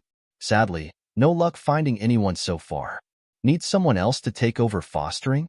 We could still push to find someone with the help of social services. My worry isn't really that. Isn't the date for the case hearing coming up soon? I was just thinking she might do better if she had some relatives with her. Why are you still keeping these old VHS tapes? How about I get you a DVD player? That's what everyone's using now. Can you concentrate for a second? Scott, come on. We're talking about Finn. Do you think she can stand as a witness in court? We don't have any business trying to influence it. She made that decision herself. We're not her guardians after all. She's brave and strong. Trusting her is really all we can do. I feel like our presence alone might make a difference. Can you make it to the trial? I wish I could, but I'm on duty at the station that day. All right. I'll just let you know what the court decides. Please, do. Thank you. Today, we are here to conclude a matter of grave importance. Before this court stands Noah Inoue, a 17-year-old individual who has been found guilty of the serious charge of second-degree homicide. While you stand before this court as a juvenile, the nature of your crime is beyond what the juvenile systems are designed to address. The adult court is the suitable forum for this matter, and the sentence imposed upon you corresponds to the gravity of your actions in this situation. Therefore, after thorough consideration of all factors involved, this court sentences Noah Inoue to 6 years in an adult prison facility. To the family and friends of the victim, no words can adequately express the sorrow this court feels for your loss. While no sentence can undo the pain you have endured, it is the hope of this court that today's decision brings some measure of justice and closure to you. Court is adjourned. It's over? How come the sentence is so short? He does not seem remorseful at all. He creeps me out. Oh no. Finn. Finn, are you all right? Finn? She's not waking up. Finn, what's going on? Why doesn't she recognize us? It's quite common given the circumstances she's been through. She's experiencing temporary amnesia. Is she going to be all right? Yes, her brain isn't injured, and we didn't see any other issues. You see, the human brain is incredibly complex and protective. When it encounters severe trauma or stress, sometimes it shields us by blocking out certain memories. So, it's a defense mechanism, protecting her from pain? Precisely. Will she remember everything eventually? It's very possible. Recovery varies from person to person. Some may regain their memories quickly. For others, it might take more time. The best thing you can do is provide a supportive and stress-free environment. Therapy can help, offering a guided and safe space to explore and eventually recover those memories. Therapy? Is that even an option in this town? And it costs a lot each time. We probably have to head to the city for that kind of service. That's actually what I wanted to talk about. Maybe now's the right moment to look for a forever home and family for Finn. What? Now, of all times? Are you serious? You're suggesting this now? You want to give up on her when she needs us the most? We're the only ones who truly know who she is. She's got no memories, no relatives either. And when she starts remembering, We should be by her side to back her up until she fully recovers. But it's not your responsibility, is it? We're not her legal guardians, after all. You said you wanted to do something for her? Ali, just please listen. Don't you think it's better for her to be with a family that can fully support her, both financially and emotionally, somewhere far from this place and its unpleasant past? What if not remembering is actually best for her? That way, she wouldn't have to relive all the painful things she endured or the things she did unwillingly. She could start over, free from fear and guilt. Ah, I see. I get it now. Scott, you haven't changed a bit. Running away from everything, just like you always do. Scared that she'll remember how you ignored the signs when you first saw her and did nothing. You're scared of her. But this time, when she's older and wiser and that day comes, she's going to resent you. She'll hate you. That's why you'd rather have her far away and out of your life. You're nothing like your mom, my sister. You're a coward. Yeah, you're right. I'm a coward. I couldn't save her. I couldn't save Finn either. She wouldn't have suffered for so long, and it wouldn't have come to this. If I'd done anything at all that day, her life wouldn't have been ruined. I'm a total waste, and getting a badge didn't fix that. And I couldn't save Finn. I couldn't save her. It's always the same. I never do anything when I'm supposed to. Do you think I'm the right kind of support for her? Are people like me supposed to be in her life? I'm sorry. I didn't realize you've been blaming yourself all this time for what happened to my sister. You don't have to carry the guilt for their sins. Evil people exist. That's reality. You shouldn't feel responsible for what happened to your mom and Finn. It wasn't my intention to put pressure on you about Finn. Sorry about that. I think part of me believed it would be good for you, for your own issues. Once everything's settled, I plan to legally adopt her and become her legal guardian. The kid means a lot to me now, and I want to watch her grow up happy and normal. It's not about you this time, so don't worry. You've got your whole life ahead. Focus on your career and be a good officer of the law. But I have a favor to ask. You must promise me, when the time comes that she wants to know everything about her past and asks you, please don't lie to her. She deserves to know the truth. I'll visit her today. I was running. I was tired and starving. My feet hurt so bad, and they're covered in sores. Why was I running again? Oh, right. That day, I decided to kill myself. That part of the river is too shallow if you're thinking of drowning yourself. Try the area closer to the waterfall. It's deeper there. That is if you've really made up your mind. Hey, did you kill that bunny? Yeah, why'd you ask? Then, will you kill me too? No, I don't want to. Where's the fun in that? There's no thrill in killing someone who no longer wants to be alive. Isaac is not Noah. But for some reason, the more time I spend with him, the more memories come back to me. So this is just fine, right? To just have him close until I remember everything? Ha ha ha. Finn, you're so pathetic. Now, you're just making excuses to keep hanging out with him. As if you really want to remember Noah. How long are you going to keep using him? Poor guy. Why not try being honest with yourself for a change? You actually enjoy Isaac's company. Just admit it. Finally found someone to fill that void. Oh, Finn, who's been so love-deprived. Did that kiss make your heart a little softer? How was it? So, will you make him promise to? What was it again? Will you cross your heart and hope to die? Kill for me? Oops. Looks like the prince has arrived. I'm about to bust it down. What's taking you so long with the door? Scott, what have you been up to?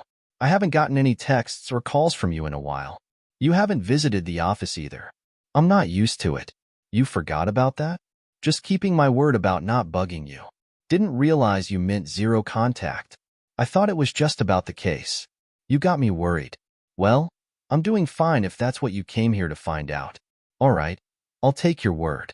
But hey, keep me in the loop about you, okay? Hope you're not neglecting yourself. How's your investigation going? Any suspects yet? I'm going straight to the station once I'm done here. To be honest, not much progress. But it looks like Jay found something. Ugh, I can't even remember the last time I had a decent sleep. I'm beginning to feel like this job isn't for me. Better take care of yourself unless you want Aunt Allie rising from her grave to scold you. Oh right, did you stop by to visit? Yeah, Isaac was with me. Isaac? We're already dating. What? That Isaac? The same guy you've been calling a psycho? He's actually been nothing but nice to me. He's been looking out for me these past few days when I've been kind of out of it. Okay, but I don't get why you need to date him. I've been thinking about everything you've said. I'll do my best to act normal and have a normal life. You're doing this because you genuinely want to know him, not for any other reason, right? I really like being around him. We went to the amusement park yesterday, and it was a lot of fun. We went on that ride. What was it? Oh, a roller coaster. It's been a long time since. Isaac was freaking out, haha. I last saw her smile this way. I wish I could have taken a picture. His face was too funny. Finn, there's something I've been wanting to ask you. Do you remember? Everything that happened that night? That right. My father beat me up again. I said something that really upset him. I thought I was going to die. But then, Noah saved me. All right, has saved me. Then why was he jailed? How did we get to the station? What happened after that? It feels like there's a huge blank in my memory of that night. Everything will be all right. Who's that? Was that me who said it? Finn, you all right? You're spacing out. Sorry, I was just really focused on trying to remember. That's on me. I'm sorry. I asked you out of the blue. Don't push yourself too hard. Hey, Scott, is there a chance that my memories might be unreliable? Maybe I had more to do with my father's death than I remember. Some memories, they don't add up when I think hard about them. I feel like I'm not supposed to be here. Noah wouldn't have had the chance to kill my dad if it hadn't been for me. Hey, it's not your fault. What you're going through is actually common for someone who's been through abuse like you. You went through so much, and now that your life starts to get better, you feel like you don't deserve it. What if remembering everything all is the only way I can get past this? What if it isn't? Your mind could be protecting you from something. And when it decides you're ready, all your memories will return. I'm sorry, I shouldn't have asked you about that night. I don't know what I was thinking. I need to make up for spoiling your morning. How about we take a quick stroll outside before I head to the station? It's Jay. They're already looking for me. You should go now. Let's stroll some other time. Scott, you're smart and empathetic. More people need someone like you in the police force. Don't ever think you're not suited for this job. I came here because I was thinking maybe she needs me somehow, in some way. You've got a criminal to catch, so you better get going. Turns out, I'm actually the one who needs and misses her being around. I'll make time for you, I promise. Dude, what were you up to yesterday? I was trying to call you, and you were impossible to reach. I was on a date. Man, you're on another level. Was it with Finn? No way. Still blows my mind that your Finn is the same Finn I know. Crazy small world. What made you call? Oh, right. It's about Scott. I just want to warn you. I'm not sure if it has anything to do with the case he's on right now. Just the other day, he asked me to look into Noah's records. Noah could be one of his suspects. If my hunch is right, he's definitely gonna sift through even the tiniest bits about that guy. It's only a matter of time before he figures out the connection between you two. He'll find out who you really are, bro. You gotta be careful. If he confronts me, I know how to deal with it. Figured as much. Few all in the name of love? Yeah, all for love. Looks like Scott and Finn are inseparable. He's likely catching on to how quickly things are moving between me and Finn.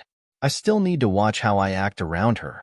A group of concerned citizens gathered in front of the Central Police Station today, expressing their frustration over the slow progress of investigation into the serial killings. Anxiety is mounting among the community's women, who fear for their safety at their own homes. With nearly 2 months passed since the last victim was found, protesters pointed out a disturbing pattern, noting that attacks by the serial killer seem to occur at intervals of 2 to 3 months. This timeline suggests another attack may be looming. Detective Scott Lee, leading the investigation, issues a strong warning to those in power. Don't protect the suspect. I don't give a damn about their connections. If we catch them red-handed, they'll be behind bars before they can blink. Are you confident that the evidence you have now is enough to prove the suspect guilty? All I can say is that we won't stop until the victims get justice. Finn, Isaac, dinner's ready. Are you still awake? Food's on the table. He's not answering. Ugh, just let him starve to death. It'll cut down on my expenses. It's not like he's useful anyway. Ridge Point University. I can't believe our school years are ending. Ugh, I don't think I'm ready to work and be a responsible adult. Girl, same. Hey, mister. Smoking's not allowed on school grounds. It's her. You're not a student here, are you? I'm just here to take photos for the yearbook. The cigarette isn't lit, by the way. It's really her. Oh, right. My Finn. Still, the guards will get the wrong idea if they see you. Just hand it over. I'll dispose of it for you. Is merely steps away, just within my grasp. Finn. There you are. We're heading for karaoke. You coming? Yeah. I gotta go. Just stash that in your pocket for a while. Who's that? Your boyfriend? No, just another school rules violator. Haha. You like telling people off that much? Should have gone into policing. I didn't see her again after that. Right after graduating, she moved to a new place. Bro, I just learned a neat trick from this manga. If you need to hide something, put it in adult magazines. Since those are typically hidden, you won't draw suspicion. What kind of stories do you even read? It's a detective story about this Death Notebook.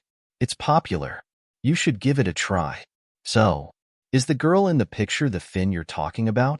Yeah, it's her. She's somehow related to my senior, who's super cool, by the way. Whoa, no way. She frequently visited the station. Heard she's still in therapy for what happened, and apparently, she's got amnesia too. That's probably why she didn't recognize me. How convenient for her. Was she your first love, or what? Yeah, something like that. Geez, you're quite the romantic. Hey, I know this was OFF limits, more so for a cop. But thanks a lot. This is important for me. No biggie, just paying back for that time you saved me in high school. You won't actually stalk her, will you? What? No way. I'm not a creep. I just want to see her again. Welcome. Finn, I'm at the convenience store. You want anything? I think I found it. The one with the blue label, right? Nothing else? All right. I'll come over right after I check out. Thank you. Please come again. Sorry, I didn't see. Be careful next time. Always look where you're going. Isaac. I thought you had my number saved already? Yeah, just making sure. What does it say? Something about flowers, and it came from an unknown number. Weird. Just ignore it. Probably someone crushing on you managed to get your number. So, this is a regular thing now? You eating with US? Wow. You two are really dating? If it's cool with you guys, can I? Of course. You can keep joining US from now on. No, I'm not okay with it. You go to work together, dating on weekends, and now even during work lunches? What are you? A bodyguard? She's basically my girlfriend. Wait, is there something wrong with that? That's suffocating. Finn still needs her own time with friends, you know? She wouldn't need you tagging along all the time. Girls, what's the issue? TN seems totally fine with it. I wonder what tulip means. Don't mind her, Isaac. She's just jelly since you're closer to Finn these days. I'm not. Nana, it's all right. I get where she's coming from. Isaac has this habit of not finishing his drinks. That dress really suits you. Huh. But today's look is just hitting different. I mean, everything you wear looks good on you. I hardly ever see you in cool tones. But blue works so well on you. I've been wondering what's so special about it. Must be the color. Why? You don't believe me? Sorry. Were you expecting some kind of reaction? I wasn't sure if you were actually complimenting me or just talking about the dress. I didn't know what to say. You're beautiful, is what I really wanted to say. Sorry, didn't have the guts to say it to you straight up. You're definitely better at giving compliments.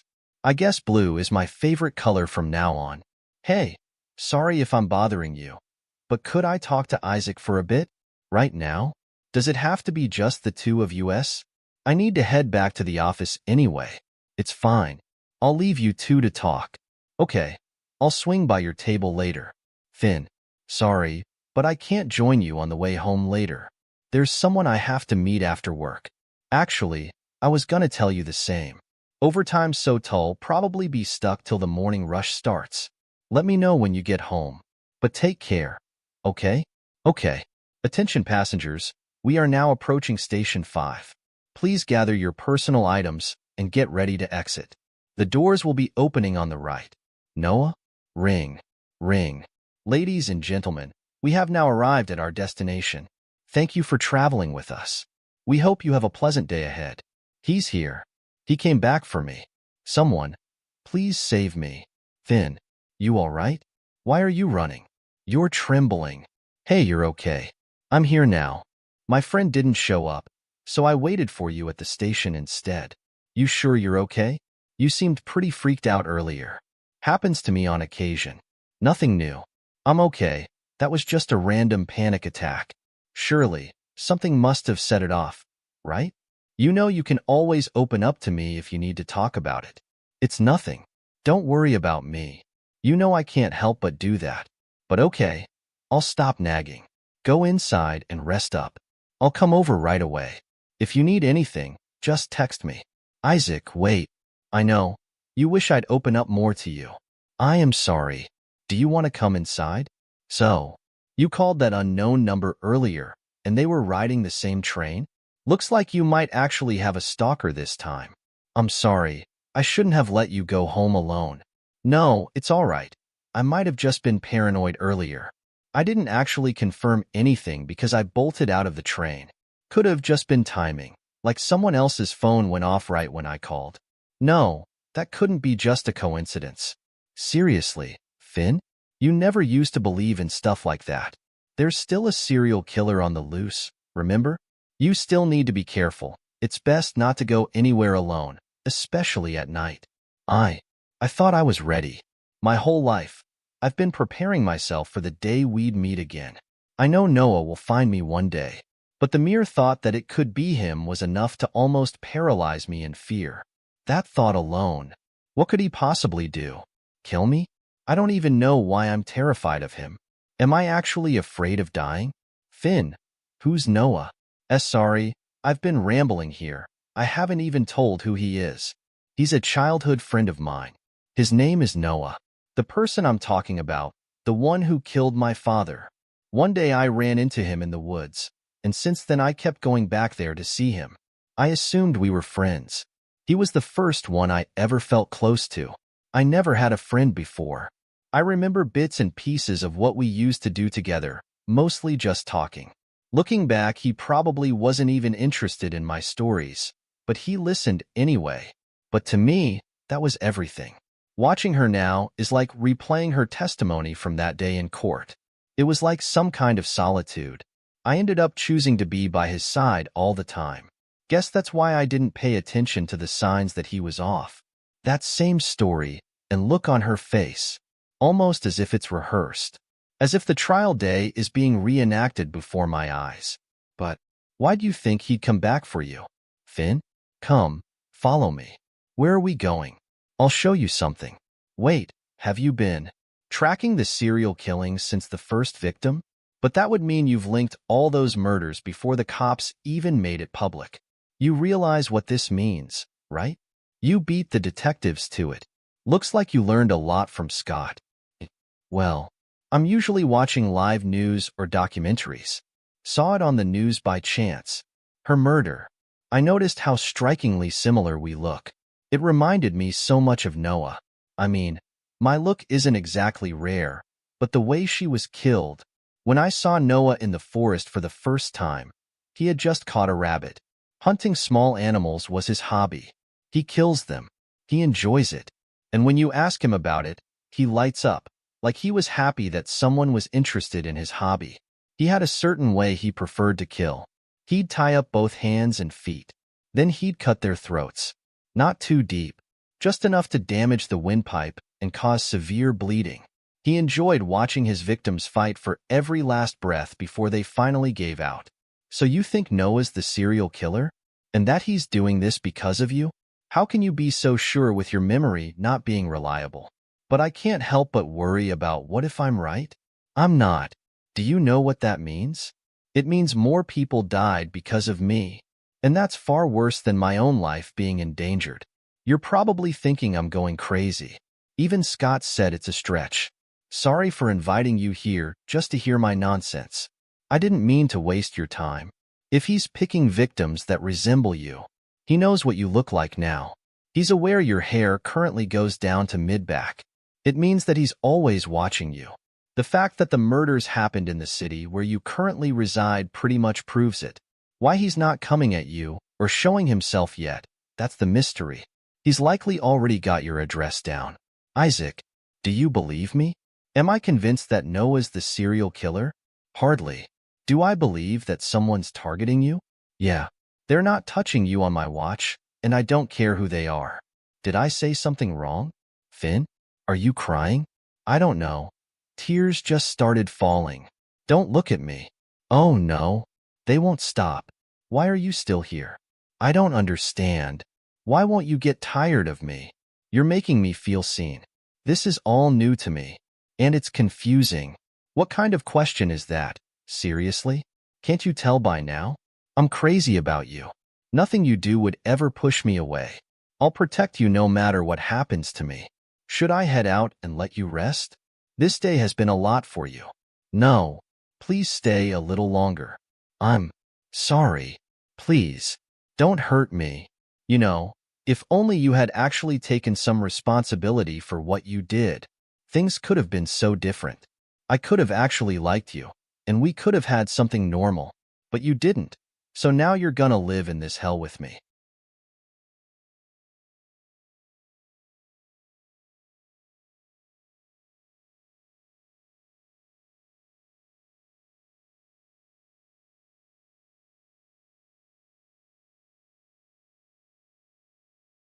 Do you honestly believe I see you as a brother? The words were sharp, tinged with frustration. Like, seriously, it's your fault you turned out this way. Made you weak. You need to eliminate what weakens you. There was a pause, a moment of hesitation before the tone softened. Isaac, Emma. A sudden shift in the atmosphere, as Isaac stirred, his breath catching in his throat. Isaac, sorry, I had to wake you up. The voice continued, now gentle, concerned. You seem to be having a nightmare. Are you calm now? Your temperature is normal, but you're sweating. Are you feeling sick or something? The sound of a phone ringing in the background broke the silence. All right, your phone hasn't stopped ringing. It must be your manager. Sorry, we slept straight through the next day and missed our night shift. I'll explain to management why we didn't make it last night.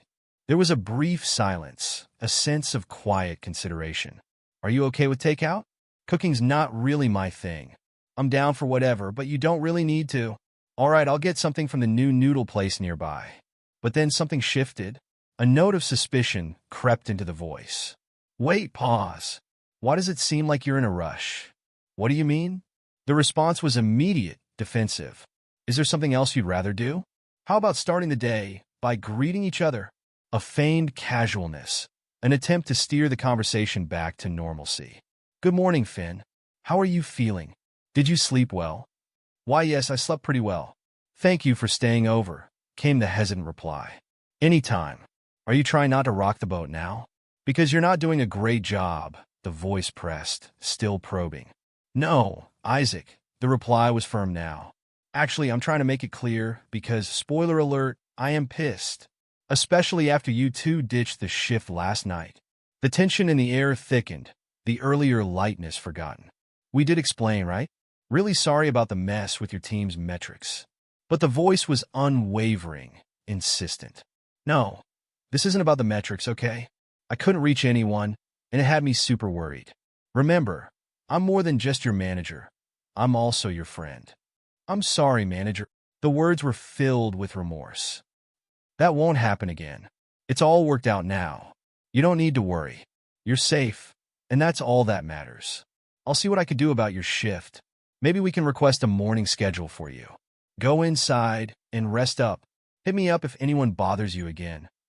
The conversation shifted again, the intensity easing, but not completely dissipating.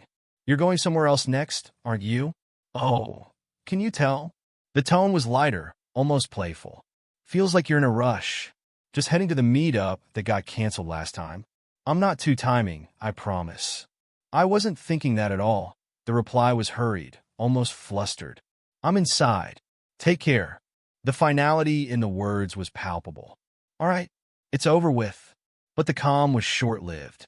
A sudden exclamation. Hey, are you lost? Isaac, how the hell did you find my place? Are you really here? Don't tell me you're going to do it here now. Panic began to set in, the tension from earlier flooding back.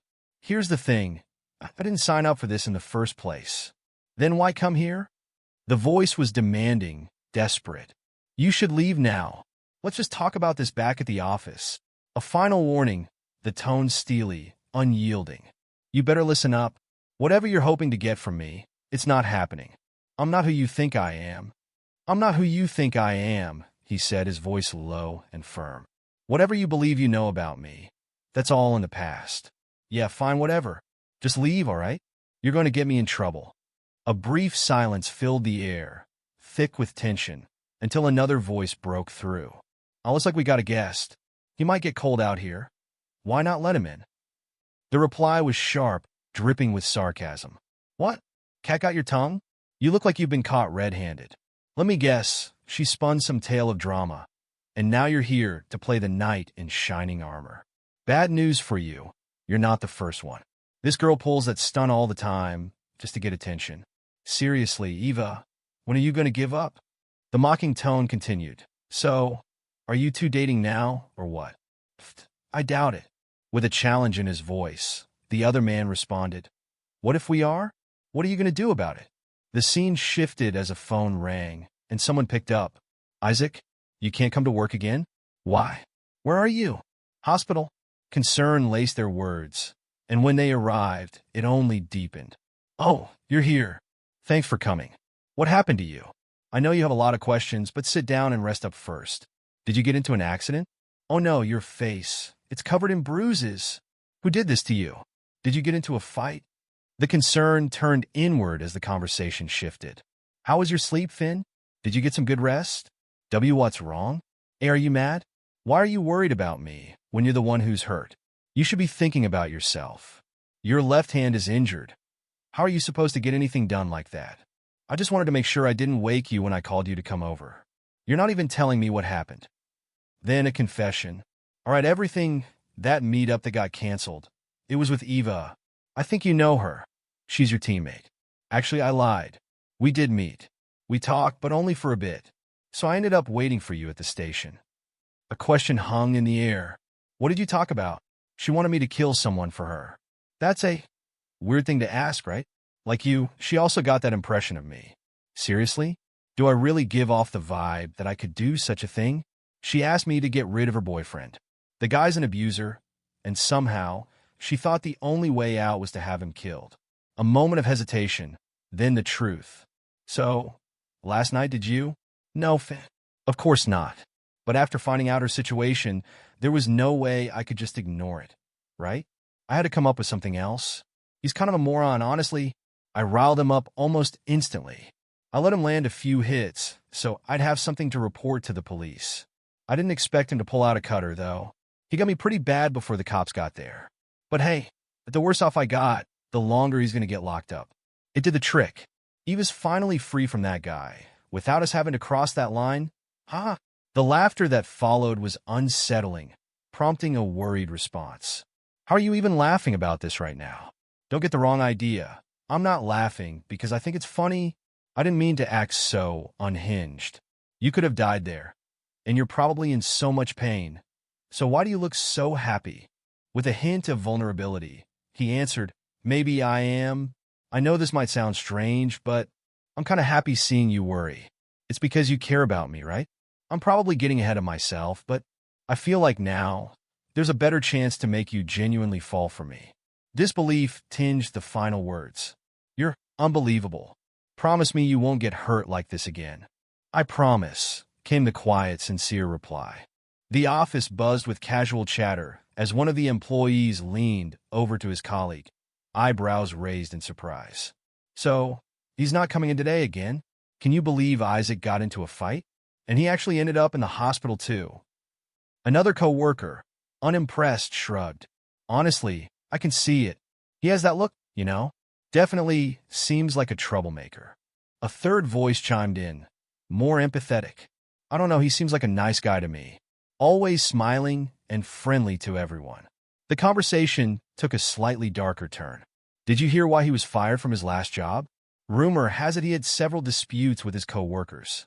Realizing the potential harm in their gossip, one of them glanced at Finn apologetically. Oh dear, sorry Finn, we shouldn't be gossiping about him like this. That was quite insensitive of us. Finn waved it off, trying to ease their guilt. Don't worry about it.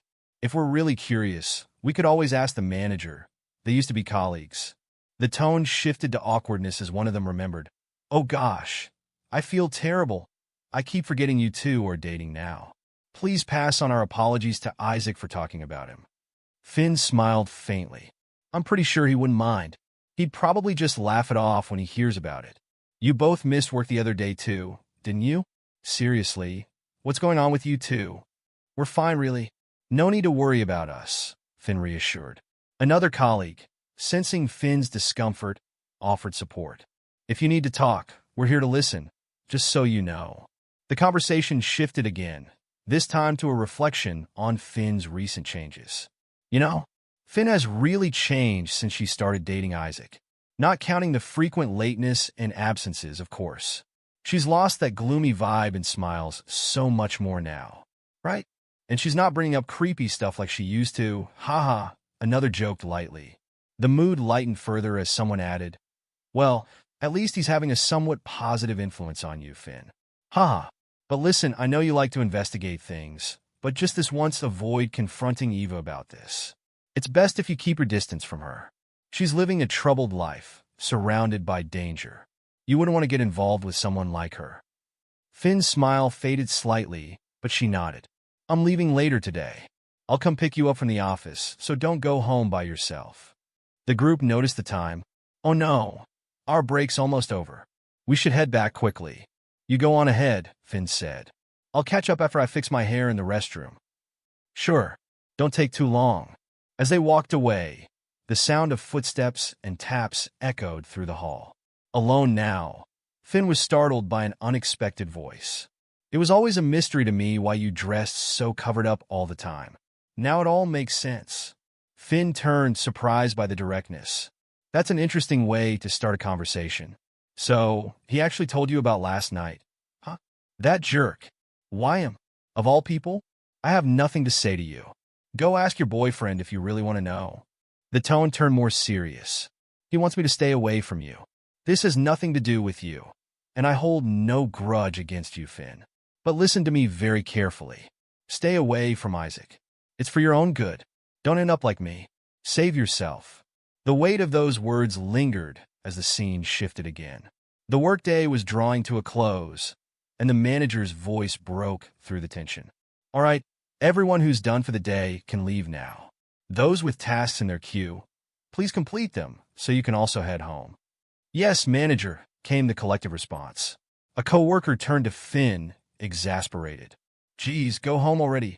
Are you for real? You've barely started your shift. Sorry, Isaac, Finn muttered to herself, feeling the weight of everything that had transpired. As they walked away, the conversation continued in hushed tones. After knowing her situation, we couldn't just ignore it, right? Finn's voice trembled slightly. W, were you talking to me? Are you nuts? Now I get why the two of you are a perfect match. There's something I want to talk about, Finn said hesitantly. Okay, listen, I'm really sorry about what happened to your boyfriend. I don't know why he didn't fight back, but I can't tell you anything more. You should really ask him directly. The final words were heavy with regret. I asked someone to kill my father, and when he actually did it, I've carried that regret my whole life. Don't end up like me. Save Eva. When I was a kid, I saw my mom's partner abuse her constantly. Every time I tried to stand up to him, I'd end up hurt too. I tried to convince her to leave him, but she always said it would never happen again. Yet it always did. I couldn't understand why she stayed with him, even though he hurt both of us. I promised myself I'd never be like my mom, but here I am, proving myself wrong. I moved out as soon as I could, but things didn't improve. Then this guy came along and made things somewhat better. He made me feel special, calling me beautiful, and saying all the things any woman would love to hear. For the first time, I felt loved and happy, a feeling I wish could last forever. But really, what do I know about love? My life has been filled with hurt and trouble from those around me. Any small act of kindness might seem like love when you have no real comparison. Do you understand? Yeah, I think I finally get my mom now. You cling to the good things, even when you know you might lose them. And then enough. I woke up and realized I couldn't be a victim anymore. Why didn't you just call the police on him? I wanted to, but they didn't believe me because of my past. I've used illegal drugs before, but I've been rehabilitated. When you have a record, people only see you as an addict. They didn't help me before, so why would it be different now? Then he found out. He threatened to spread my private photos and videos online if I tried to report him or leave. I was trapped like his prisoner, so I turned to Isaac for help. Sorry about your boyfriend. Honestly, I'm glad he didn't go through with it. I shouldn't have dragged him into my mess. But he did help, so I have to stick to my part of the bargain. I need to pack up and leave before he's back. Wait, can I come with you? I want to help. I know a detective who might assist with your case. We can surrender this laptop and his phone too. Do you think that'll be enough? We also have his messages showing he tried to blackmail me. This could be powerful evidence for a long prison term. We'll ask Scott to help file a restraining order, so he can't come near you anymore. You know so much about this. Have you ever thought about becoming a cop? I used to hang out at the police station a lot when I was younger, so I was always around cops.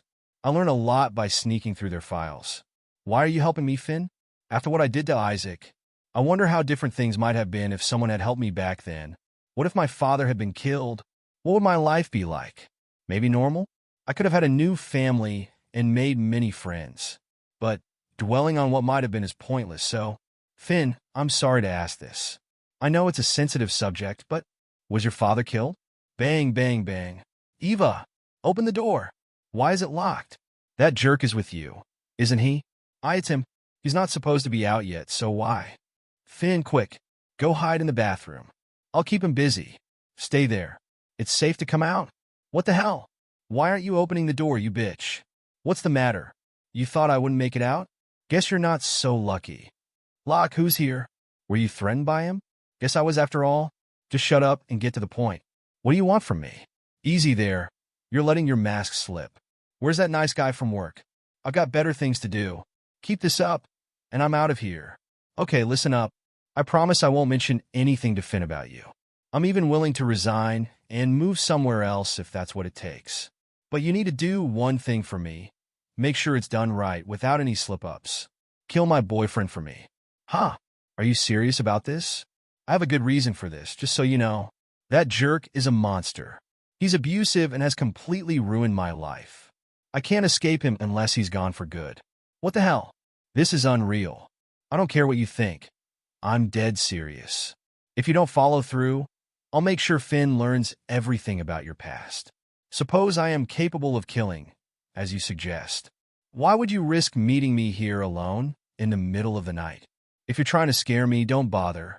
I can defend myself. Quite ironic, isn't it? Why not use that courage against him instead? I can't. What's wrong? Cat got your tongue?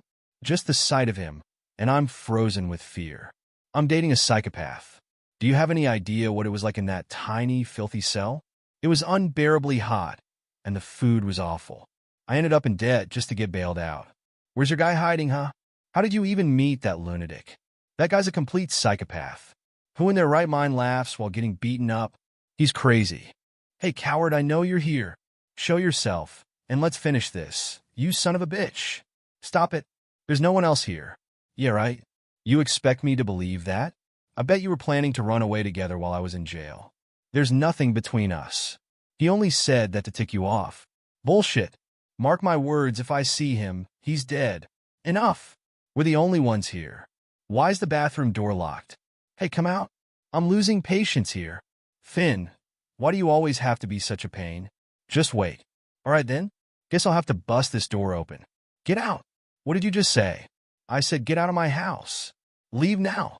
You have no right to be here. You don't help with the rent or any of the work. I even feed you, while all you do is gamble and waste your life. Get out before I call the cops. Slap. You think anyone else would have sheltered such a wretch? You start making a little money, and now you're entitled? That's hardly anything compared to what I've spent on you. You're worthless, Eva. Aw, no. Slap. Slap. Who do you think you are? Let go of me. You asked for this. Stop. I'm sorry. You're nothing but a burden. If this is how you're going to be, why don't we just cut your worthless life short? Eva, run. Move. Who the fuck? Stomp. Eva, stomp. Come back here. Stomp. You're not going anywhere. Grab. Pull. Finn, don't stop. Get out of here. Eva, run.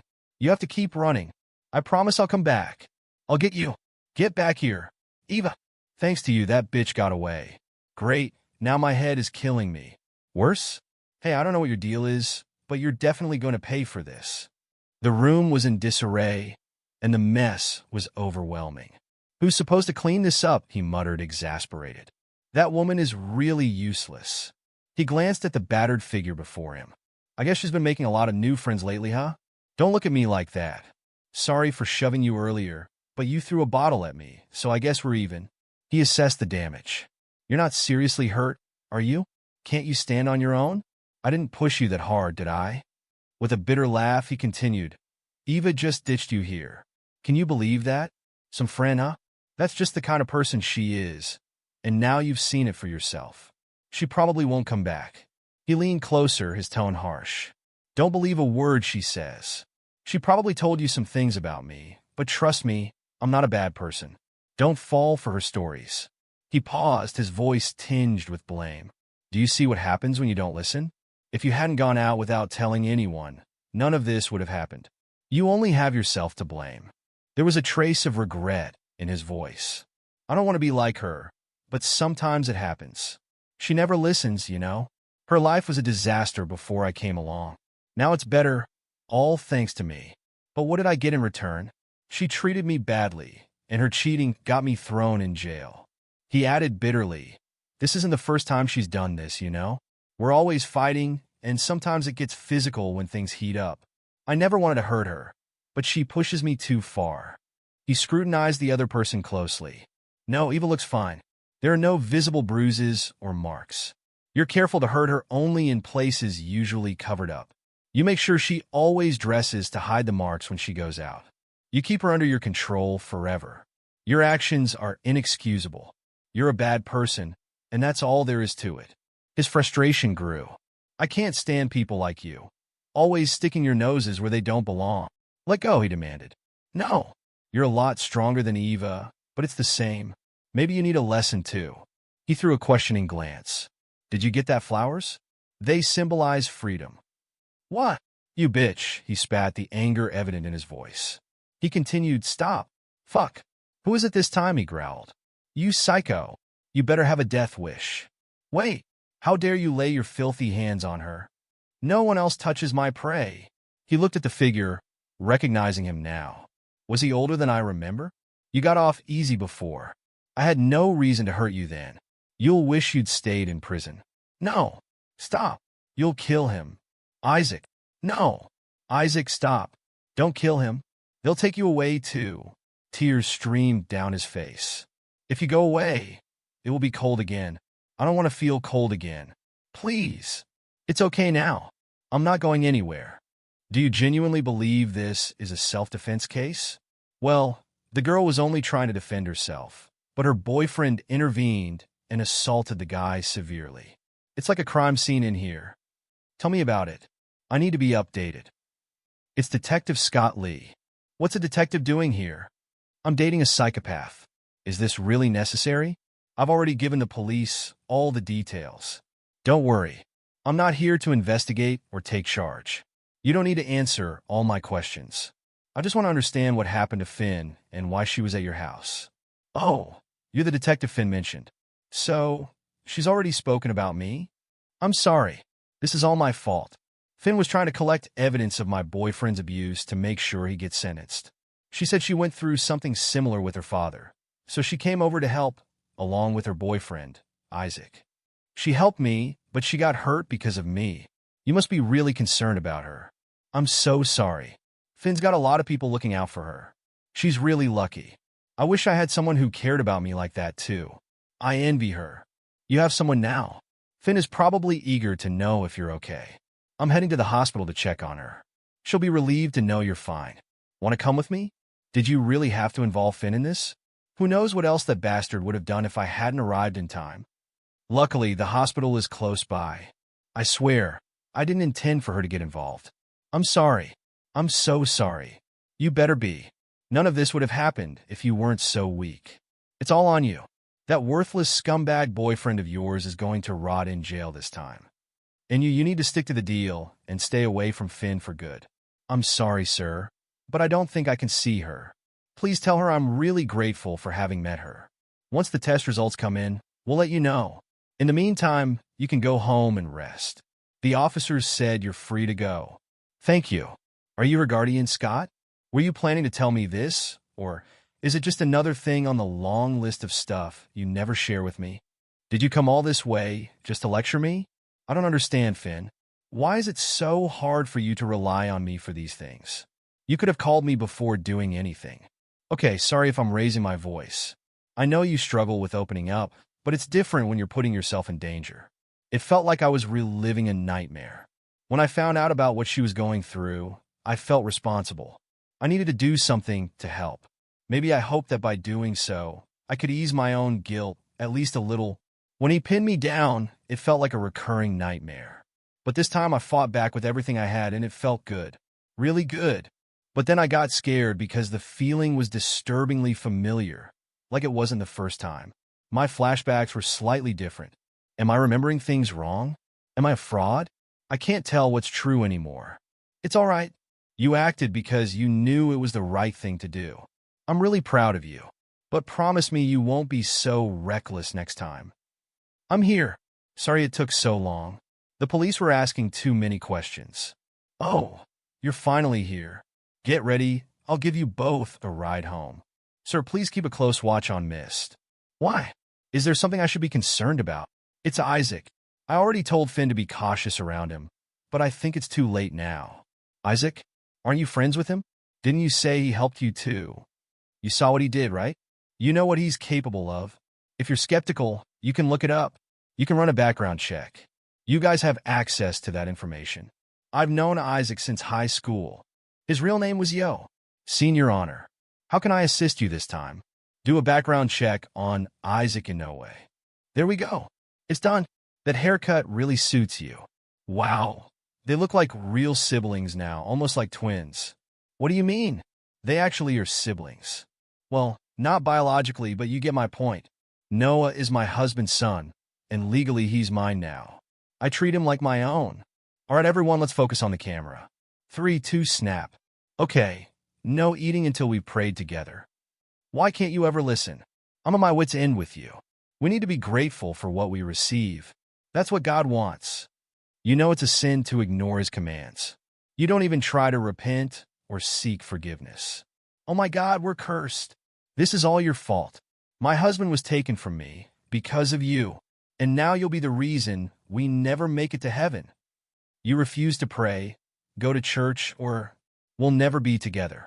No, I'm going to burn in hell because I can't set my child on the right path. You've lost it completely. If you won't eat, then starve for all I care. And where are you going? Are you going to see that girl again? Her dad came by the other day and told you to stay away. Stop giving me headaches. No, Isaac, go after your brother. He's causing trouble. No, they're at it again, always fighting. I heard the mother's gone mad. Was she crying for me? Still awake? Yes. Can't sleep? Yeah. Sorry I didn't listen to you. Can I come over? I picked up some takeout from the new noodle shop. I realized we haven't had a decent meal since we left the hospital. Wow, it smells good. Isaac, are you mad at me? I don't know. What do you think? You've been quiet lately. Don't do that. You know I'm terrible at reading people's minds. I guess I'm just tired. You seem different these past few days. Like something's changed, or maybe it's just me. At first, I thought it was because of the situation with Eva. I really wanted to ask her about you. I feel like she knows you better, which is why she came to you. But maybe it's just because we've been around each other so much. Maybe I'm affecting you. What are you suggesting? Should we stop seeing each other? You're stressing too much. Nothing's changed. I'm just tired, like I said. I know I've told you this before, but I'm really not the type anyone would want to be involved with. It's like a curse. I mess up the lives of those around me. I hurt them even though I don't mean to. Those who are good to me, I ruin them. That's my curse. You can't keep going like this, Finn. Just sulking and being miserable won't solve anything. That's not what I meant. You're not the only one who's broken. I've told you before, we're not so different. I watched someone I care about be taken away right in front of me by someone I fully trusted. My life's been turned upside down since. I'm sure it's affected my psyche, just like yours. When I chose to be with you, I was committed to accepting every part of you. If you want this to work, you have to do the same for me. If you're still having doubts, this is your chance to walk away. Do you realize how dangerous you are, Finn? You can make someone worship you, bend to your will without them even knowing. Finn, let's go to your room. She's so vulnerable and exposed right now. What's wrong? Defenseless at my mercy. Finn, if I can't control myself, I could end this now. If you don't want to do this, just tell me now. You're not going to hurt me, are you? Not yet, at least. Then go on. I'm all yours tonight. Not until you remember everything. Only then will it be truly gratifying. The investigation took a turn when the focus shifted from the two victims with stab wounds matching a single-edged blade, likely a standard kitchen knife or similar weapon, to the third victim, whose wounds told a different story.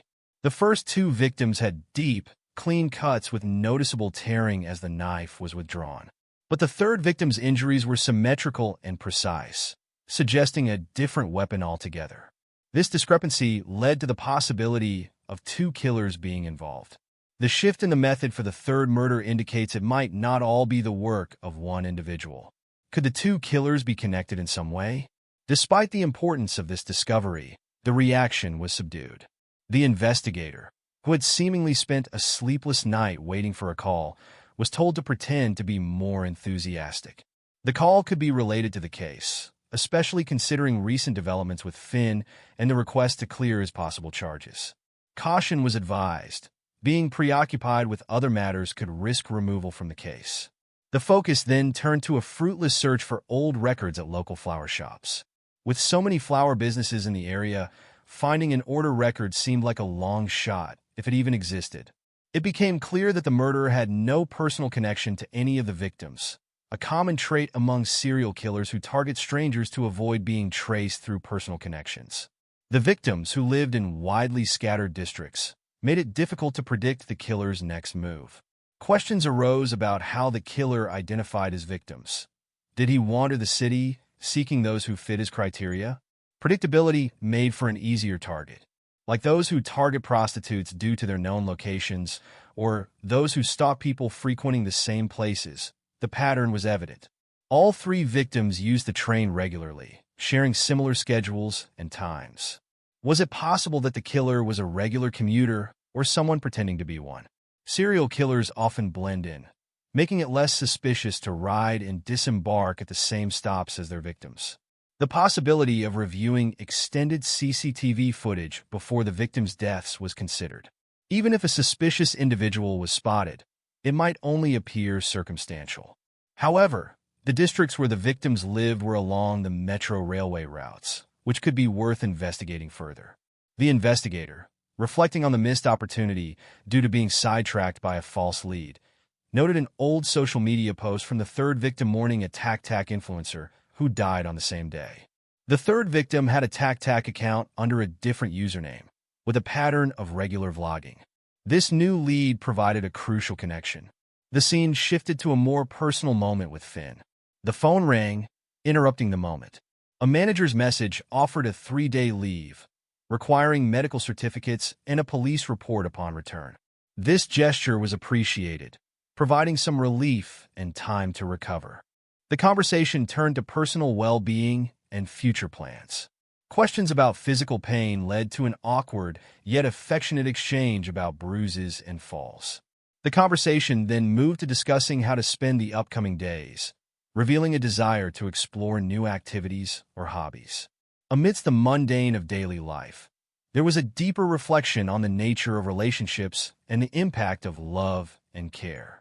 The conversation concluded with a haunting revelation about the creation of a monster and the return of a significant character, Isaac.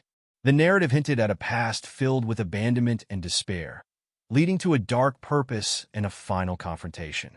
The phone's relentless ringing cut through the quiet of the room. "Why aren't you picking up my calls? I've been trying to reach you forever." The frustration in the caller's voice was palpable. "I'm dating a psychopath," the caller said, their tone tinged with exasperation. At that moment, the doorbell chimed, marking the arrival of the person the caller had been waiting for. "Finally, you're here.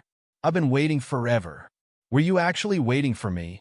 the speaker asked, a mix of relief and surprise evident in their voice. "Yeah, got a moment to talk? Let's find somewhere private," came the calm response. Sure. Let me drop these off with Finn first. She might get worried if I'm not back soon," the speaker replied. "Those can wait. This won't take long. I need to talk to you, Isaac Inoue. I thought you wanted somewhere private. This place works. We're the only ones here, and I haven't had street food like this in ages. Plus, I could use a drink to unwind from the stress of my case. You don't mind sticking around, do you? I thought you said it would be quick. I need to get back to Finn. I think you lied about first seeing me in that interview. You weren't surprised when I called you by your old name. Did you expect I'd eventually recognize you? Honestly, I'm surprised you're just realizing this now.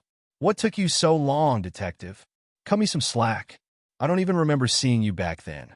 Even if I did, it was a long time ago, and I wasn't part of the case. I wasn't even a detective then. Is this enough? It won't even go down well. I'm not in the mood for drinking tonight. Excuse me, could you add 2 more bottles to my order? Wait, you smoke, right? No thanks. I'm trying to quit since Finn and I started dating. I'll give you credit for that, but you should stop seeing her. Why?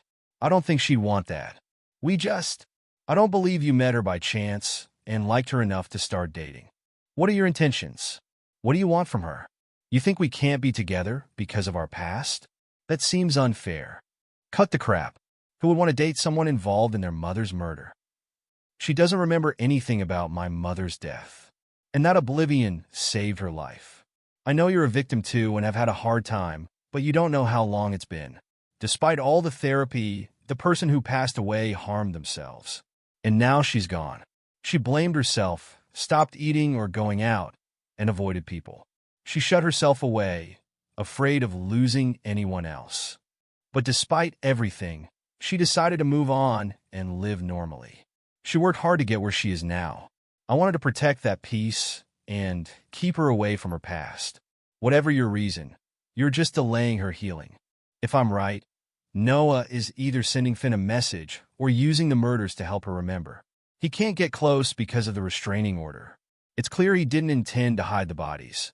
He wants them discovered and in the news. He knows Finn is drawn to these cases. The two have a strange connection. Once Finn remembers everything, she'll find a way to reach him. If he can't come to her, he'll make sure she comes to him. Whatever he plans, it won't be good. We shouldn't let that happen. You're on the case, so you need to be around Finn 24/7. I'll take care of Finn. Do what you need to do and make the city safe for her. You've given me a lot to think about. Just so you know, Finn and I are moving in together. If you're against it or don't trust me, let her know. Why are you so eager to protect Finn? Do you care about her that much? I guess I do. Such a smooth talker. Jay walked through the door, looking slightly surprised to find Scott still awake. You're just getting home now? Like, seriously? Scott asked, his tone laced with concern. Oh, Scott, how did your boyfriend go? Jay responded, trying to shift the conversation to lighter topics. Scott's eyes widened a little. They're making plans together. Wow, that was quick. Jay looked thoughtful. I'm not sure. If Finn's safety is your main worry, you should probably stop getting distracted and focus on the case. Scott furrowed his brow. Should I just ignore impulsive decisions? She seems like a completely different person all of a sudden. I don't think she'd make choices like that, especially with him. Jay leaned in, trying to get to the heart of the matter. Is it really that she's not ready, or are you the one who's not? Scott sighed. Finn's an adult, and she's in love. People change when they're in love. You're just not used to this side of her. Jay's comment drew a smirk from Scott. That's quite a statement coming from someone who's never dated anyone before. Don't be a jerk, Jay retorted. Anyway, what's really bothering you about them moving in together? Was that call earlier about Isaac? Yes, it was, Scott admitted. I had to leave suddenly to speak with him. Jay raised an eyebrow. I had someone check on Isaac. He's Noah's stepbrother. Scott's eyes widened. What? Noah? The same guy connected to her father's murder. Does she know? Jay asked, looking genuinely curious. So you're worried because the guy she's dating is linked to her past? Scott inquired. Yeah, it's a small world, isn't it? But it wasn't just fate. Isaac actively sought Finn out, and the rest is history, Jay explained. Scott looked puzzled. Wait, I don't understand. Finn testified and got him locked up, right? Yes, but shouldn't Isaac hold a grudge against her since they're step-siblings? Yet, he went out of his way to find her. Jay wondered aloud. Not exactly. It wasn't just Finn's father who was murdered that night. There were two victims. A kid rushed to the police station begging for help. It was Isaac, Jay revealed. Scott's eyes widened in disbelief. Wait, what? He was the one who came for help? Yes. They caught up with Finn and Noah at the train station and took them into custody. They interrogated both, but they remained silent for most of the time and refused to cooperate. Noah kept insisting they were just running away together, Scott added. Then Isaac had a change of heart and decided to tell the truth. That's how they discovered her dad was murdered first, and then the stepmother, Jay continued. I'm not sure if Isaac realized it at the time, but if it weren't for Finn, his mother's murder wouldn't have been solved, Jay concluded. Scott nodded. Exactly. The police didn't think two minors could be responsible. They were ready to call it a robbery with homicide because the scene was so well staged. Wow, they've been through so much at such a young age. It must have been incredibly hard for her back then, Scott commented. And I can't imagine the heartbreak Isaac felt being thought of as a sibling, Jay added. There's so much more to this story. I'd be here until morning if I told you everything. You'd be surprised at how the police twisted some details to cover up their mistakes, Jay said, looking contemplative.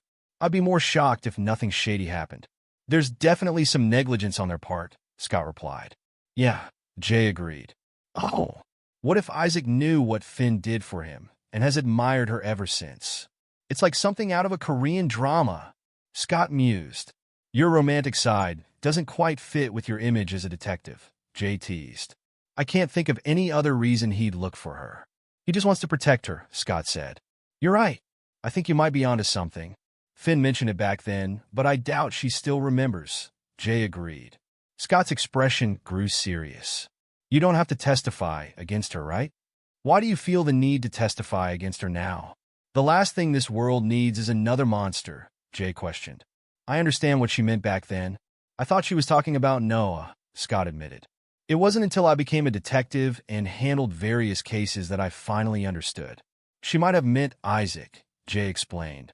When you've been a victim of abuse or injustice, you need the right support.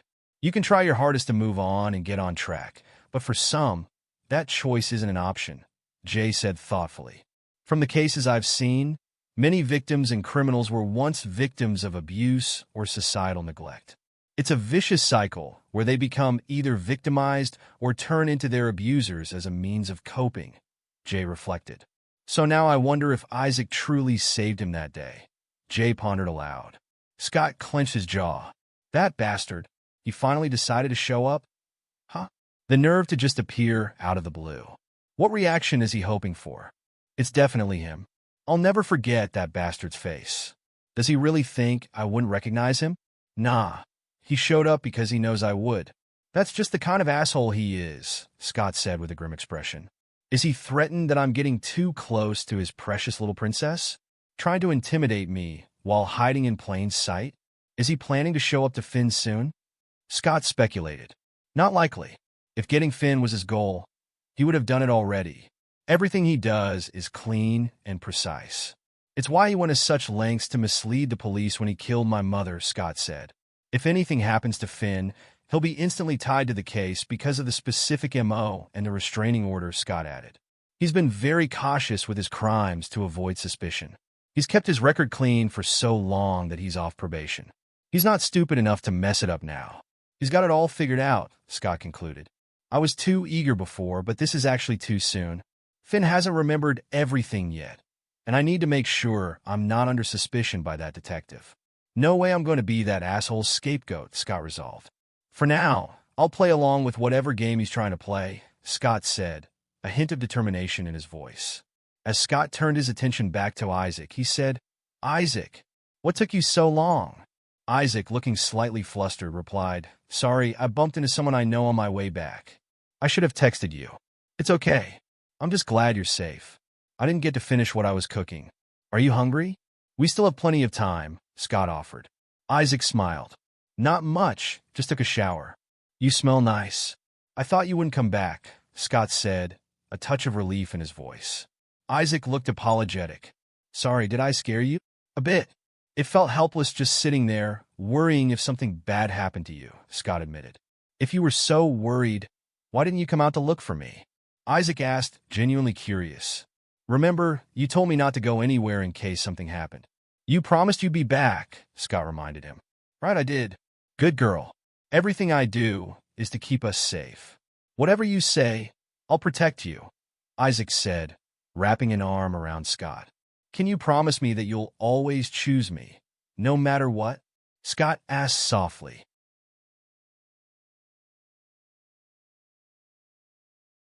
Finn looked at Noah, the tension between them palpable. I really like you, Noah, Finn confessed, their voice unwavering. The kind of like where I want to spend my whole life with you. How's that? Is that good enough? Noah's smirk deepened, his eyes unreadable. You really don't know when to give up, huh? Finn pressed on. Yeah, but does loving someone qualify as a reason to kill me? No, Noah replied flatly, a trace of something darker lingering in his tone. You're a terrible liar, though. Finn laughed bitterly. Oh, well. Guess I just suck at not wanting to die. My father was right. I'm pretty much useless. If you don't leave your dad, you'll end up dead anyway, Noah warned. No, I won't, Finn said with quiet defiance. He's a coward. The memory of that fateful day by the river surfaced. Finn broke the silence. You could have gone ahead with your plan then, you know? Noah shook his head. If you died like that, it would have been pointless. No one would have noticed.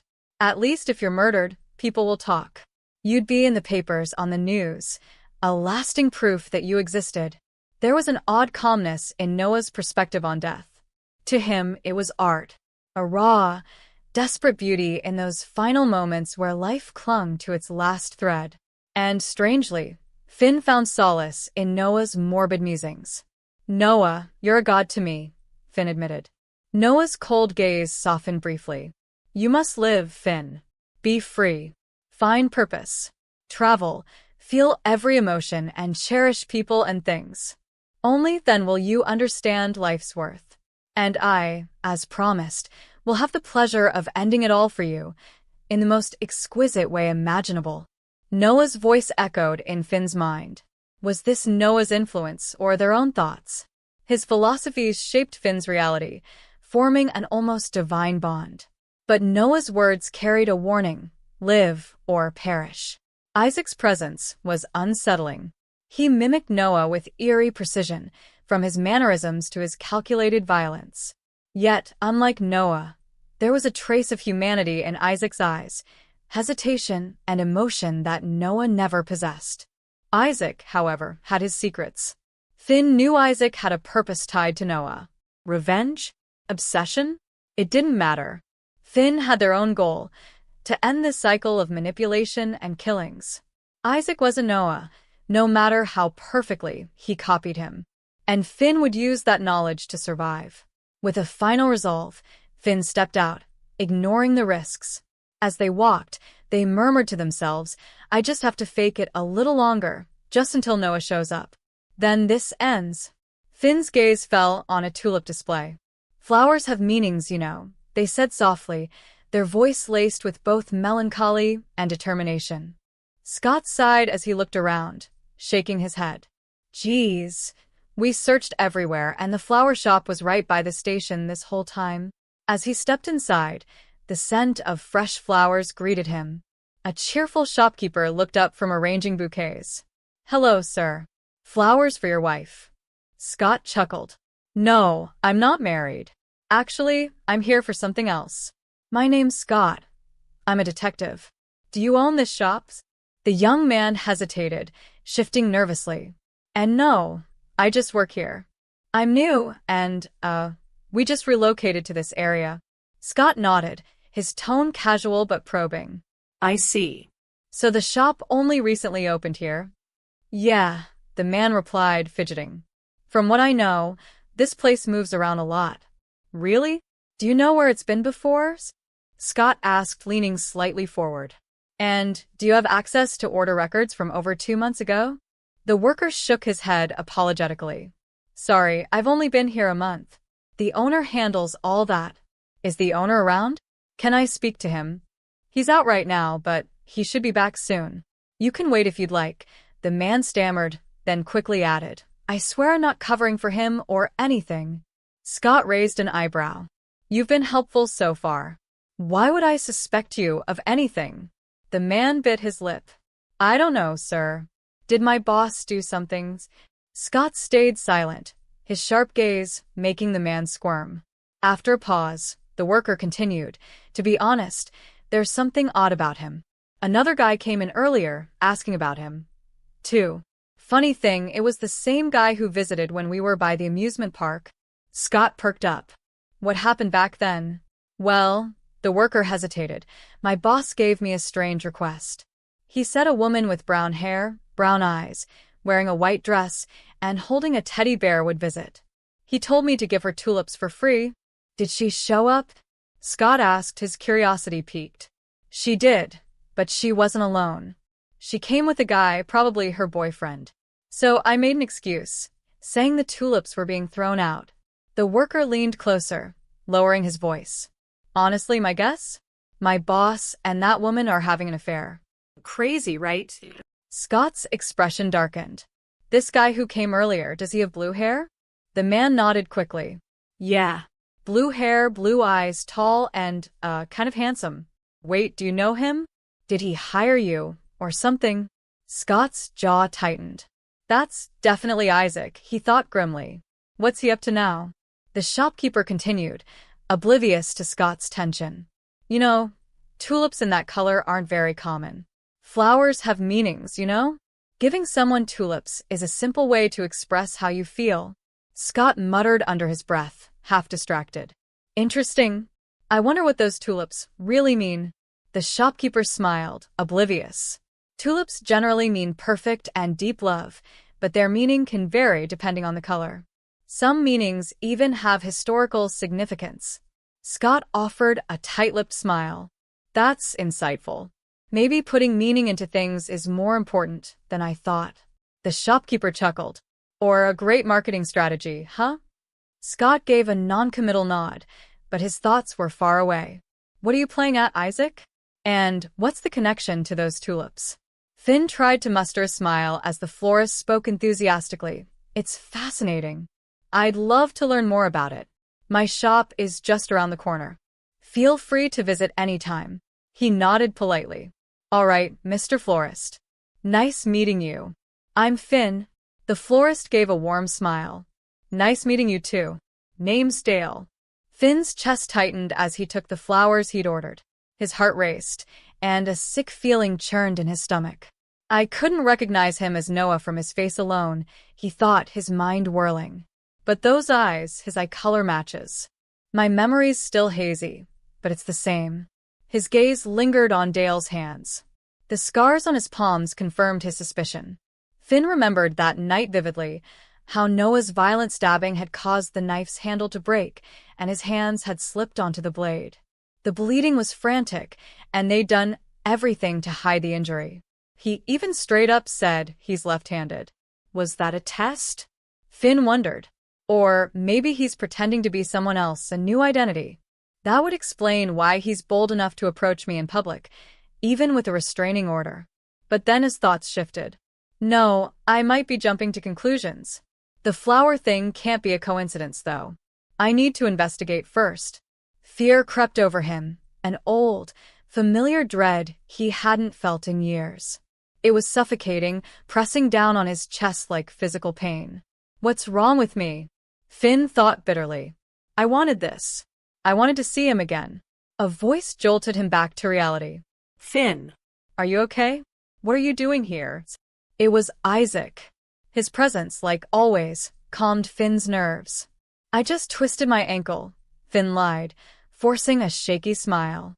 Isaac frowned, concern etched across his face. Are you hurt? Why didn't you wait for me? It's not safe for you to go out alone. I'm fine, Finn murmured, though his trembling hands betrayed him. Sorry, I was about to text you. Isaac sighed, his tone softening. I didn't mean to raise my voice. I'm just worried.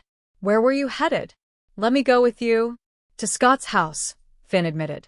I wanted to check if he's okay, and drop off some food. Isaac's eyebrows furrowed. He's not a kid, Finn. You don't have to take care of him like this. Besides, he's probably working. How do you plan to get in? Not a problem, Finn replied quietly. I know his door passcode. Isaac hesitated, studying Finn's expression. Why do I get the feeling you have another reason for going there? Isaac sighed as he picked up Scott's laundry. He's so busy, he can't even toss his clothes into the baskets? Finn glanced over, shrugging. Hey, don't be too hard on him. He's dealing with a serial murder case. Laundry isn't exactly a priority right now. Ugh, fine, Isaac grumbled. I can't believe I'm doing chores for my girlfriend's crush. Finn smirked. While you're at it, might as well do the dishes. There aren't many in the sink. What? I have to do that too? Isaac exclaimed. Am I being punished? Don't be so dramatic. You're the one who insisted on coming, Finn retorted. Isaac huffed. Of course I did. I want to make sure you're safe. But hold on, what are you going to do in there? Clean, Finn replied casually. You're lying, Isaac said, narrowing his eyes. I'll be quick, Finn assured him. Do your best. We can head home after. Isaac muttered under his breath. Has Finn always looked after that old guy like this? This is so irritating. He watched as Finn locked the door behind her. She's definitely snooping around. Meanwhile, Finn began searching through Scott's belongings. A note caught her eye, detailing a victim with multiple stab wounds. The report said 1 stab wound and a neck slice, she thought. Is this a different case? What does second kill mean? Her mind raced. Are there 2 killers? A copycat? An accomplice? The idea made sense. The third victim was found at a construction site, unlike the others who were killed at home. Is someone trying to mislead the police? Finn's thoughts shifted. If Noah's involved, he might be using a scapegoat. And if Scott suspects me, I'll always be on his radar. Crap. Did I just make myself look guilty to him? Her chest tightened. Should I end this now before Noah gets caught? Finn. Isaac's voice interrupted her thoughts. Are you all right in there? Finn quickly composed herself. I'm fine. Let's go home. You sure? Isaac asked, his concern evident. Yeah. Let's go before anyone catches up to us, Finn replied, forcing a calm tone. As they walked out, Isaac asked, Oh, right.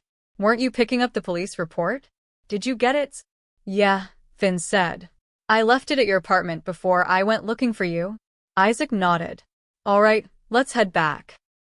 Back at the flower shop, Scott was greeted by a calm but slightly guarded man. My apologies for the wait, Detective, the man said. I wasn't expecting anyone today.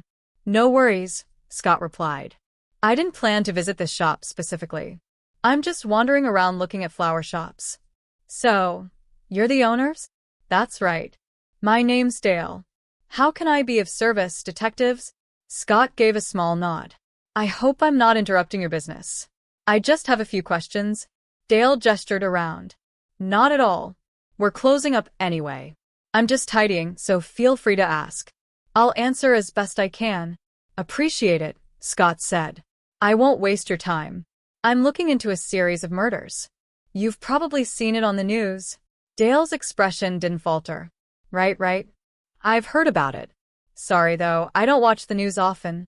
The detective stood across from Dale, his expression firm but calm. Don't worry about it. I just need you to confirm something for me, he began. Can you check if there was a purchase made around this date? The basket in question has a unique charm attached, so I thought it might have come from here. Dale glanced at the detective, then nodded. Yep, definitely ours. Whose idea was it to include charms in your products? It's quite unique, the detective asked, his tone more conversational now. That was my idea, actually, Dale said with a small smile. I make them myself. My mom taught me. There are so many competitors out there, so I thought it'd be a good way to stand out, you know?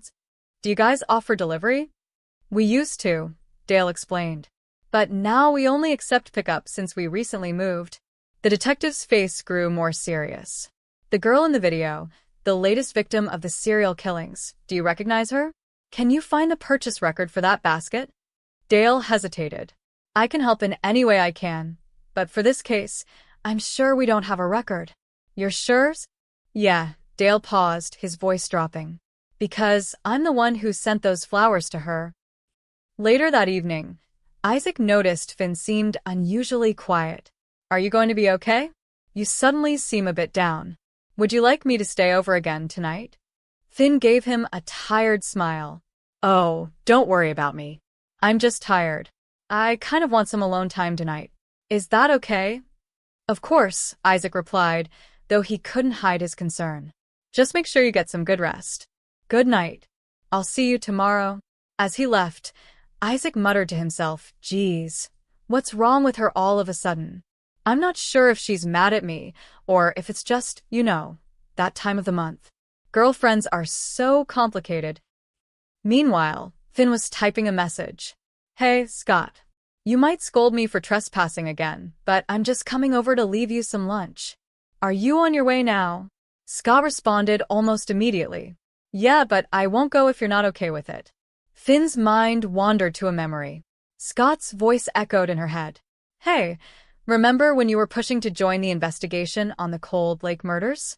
Obviously, it wasn't possible, but if you hadn't been so stubborn, I don't think I would have solved the case. Scott's words had lingered. I always had a feeling you were stopping by the station just to sneak a peek at the files. That's why I told the other officers not to let you in.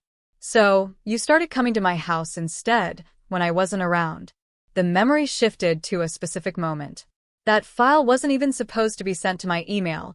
It was against protocol. Then you spotted this one detail that everyone else missed, and everything clicked. Scott's voice softened in her mind. I was upset back then, because you never seemed to have time for me when you were on a tough case. But now I understand that's just who you are. When you want to know something, you'll do whatever it takes. I can't keep anything from you, because you'll always find out somehow. That's why I never changed my passwords. I knew you'd keep coming back. His final words echoed like a warning. You're probably going to hate me for this. Isaac often wondered what happened to the people left behind when those they loved were gone. Isaac Inoue, right? That's your full name, a voice asked. Your aunt's coming to pick you up, so hang tight for a bit, the officer reassured him. Isaac's thoughts drifted back. When his father died, he hadn't shed a single tear.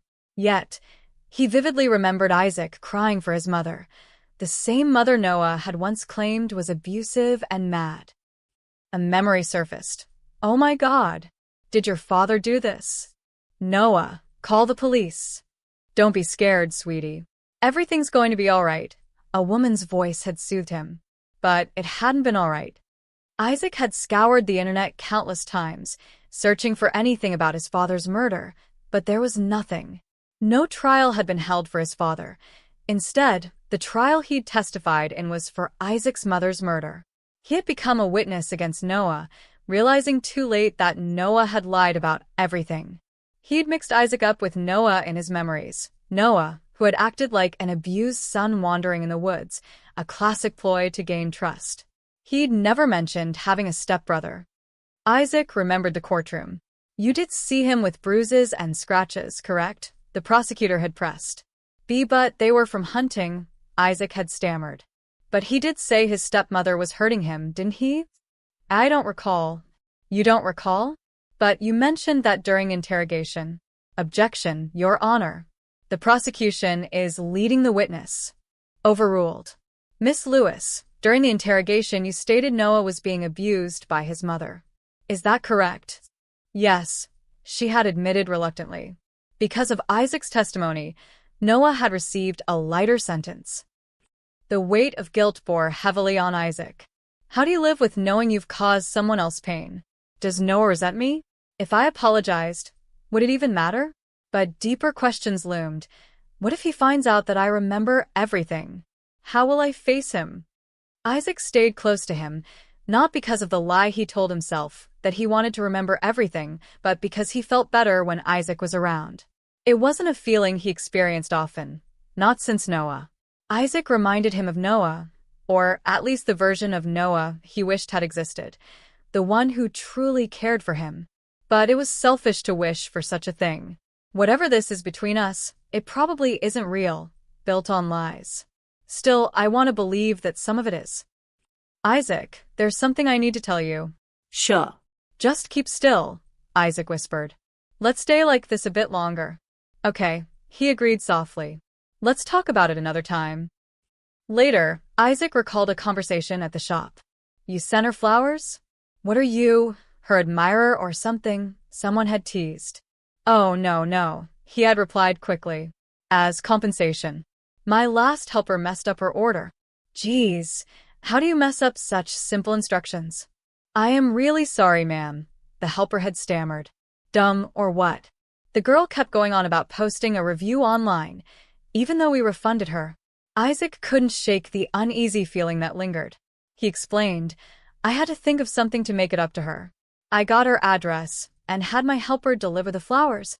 A pause followed as he added, It feels unreal to know she was murdered. You never really know when your time will come. The question arose, did you fire that helper after the mistake? Yes, he admitted. It wasn't a hard decision. He messed up a lot, and there were issues with missing inventory while he worked for me. If it helps your case, I can give you his name. That would be a big help. Thanks, came the reply. One last thing, why tulips? Because they're special, he said with a soft smile. I grow them myself. This revelation sparked a discussion. If he's growing them himself, does that mean he owns a greenhouse? Maybe, another voice added. I've heard tulips only bloom in season.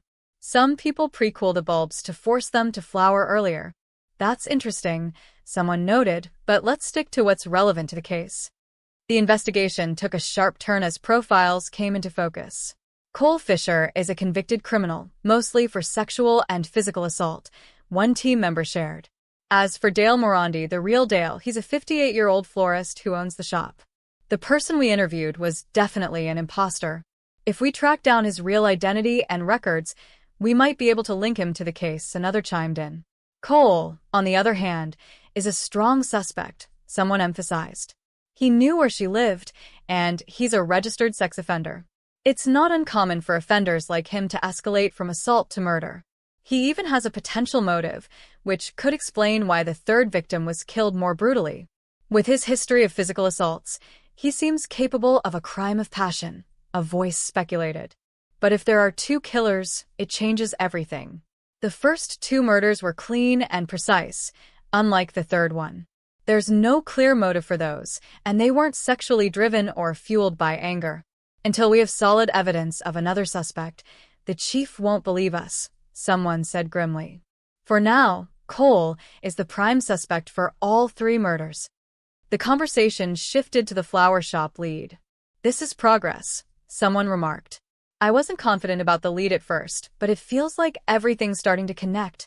Everything's been coming together since Dale entered the picture, another noted. Why? Do you think he hasn't been cooperative enough? That's the thing, came the reply. He's been too cooperative. He answers everything without hesitation and even offers extra information we didn't ask for. If Dale's the second killer, it's almost like he's subtly pointing fingers at himself. Attention turned to the weapon used. The knife for the third victim was double-edged, but the wound patterns are wider than what a regular dagger would make, someone analyzed. We need the murder weapon, another declared firmly. Finn was asked how the new office and schedule were going.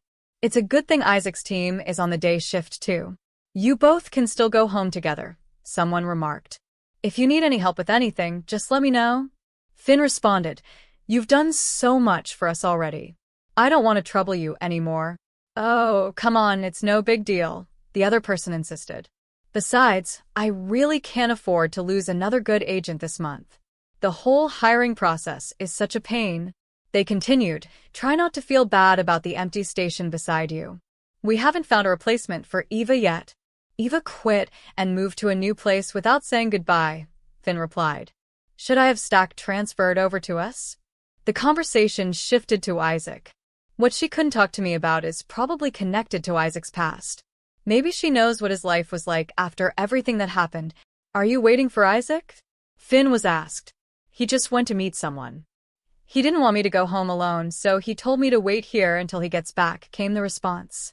The concern grew. How long are you going to be sitting here alone? He should have just brought you home instead of making you wait here. Well, there was hesitation. Actually, I lied. I just wanted to see where you live. The other person seemed surprised. No need to worry, my boyfriend's on his way to pick me up, they reassured. But really, you didn't have to. I'm fine waiting for Isaac. I don't want you to put yourself at risk just for me, Finn added. Then, the conversation took a turn. At first, I never understood why the manager wouldn't give up on you. I always thought you were just a snob who didn't care about anyone. You're kind of eccentric, your interests are odd, and you like being alone most of the time. But the more time I spend with you, the more I get it. What you did for Eva was awesome. You're awesome. I'm really happy I got to know that side of you, Finn shyly replied. I didn't really do much. Eva didn't see it that way, came the response. She was really grateful. It's just too bad she had to quit. Seems like Isaac's been good for you, someone observed. You've changed a lot since you started dating. You're much more expressive and approachable now. I wasn't sure about him at first, but I'm glad I was wrong. He's been taking great care of you. The conversation shifted to the Evans family. Oh, right, the Evans. They still live there, but they're hardly ever around. The mom's been in the hospital for a long time. The son just comes by after work to grab clothes. Poor kid. If you're going there, could you tell them they're 3 months behind on rent? The person continued. I'm losing money here. She's staying in room 324. You still have about 30 minutes. Visiting hours end at 6 p.m. Thanks. The scene then shifted to a tense conversation. He just sent money, Ma. It feels wrong to ask for more already. What are you saying? Came the sharp response. He owes me big time. Most of my pension was spent on him. I paid for his schooling, fed him, and let him stay in my house. I even let him use your dad's surname. And now he can't even visit. Ma, you're not exactly on good terms with him, someone reminded. You kicked him out a long time ago.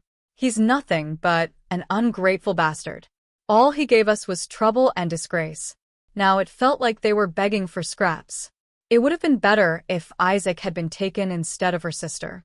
Maybe the world would be better off. Just try not to stress over him too much, okay? Someone said, attempting to comfort. It's not like he's totally forgotten us. He still helps out, even if he doesn't want to show up. I'm going home to get some things done at the house. I'll come back early tomorrow morning, they continued, before pausing. Can I help you? The shock in the air was palpable. You? What the hell are you doing here? A voice screamed in anger. You murderers! Annie coughed, furious. How dare you, cough, come here. You destroyed our lives, cough you, and that monster. You children from hell. Ma, stop it. What are you saying? Came a frantic cry. Murderers! A loud scream followed. Why won't she pick up? Someone entered with a sarcastic tone. Hey, did you wait long? Ready for the questioning. Just kidding. The arrest thing was a bluff. Can't believe you fell for it. I didn't, and that's not why I'm here, came the reply. Do you think it's him? The person asked. I know you've been investigating on your own and suspect him, they continued. I can't tell for sure just by looking, but I doubt you'd ever forget the face of your mother's killer. So, do you think it's Noah? They pressed. Wow, you're actually bringing it up so casually like that, came the response. My bad.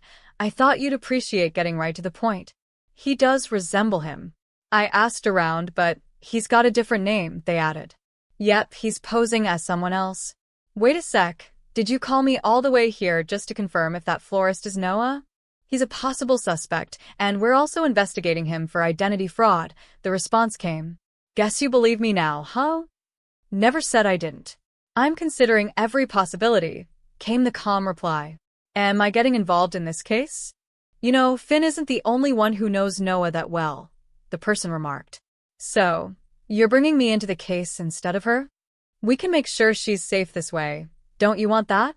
They paused. Plus, I could keep an eye on you to make sure you don't do anything that'll screw up my investigation.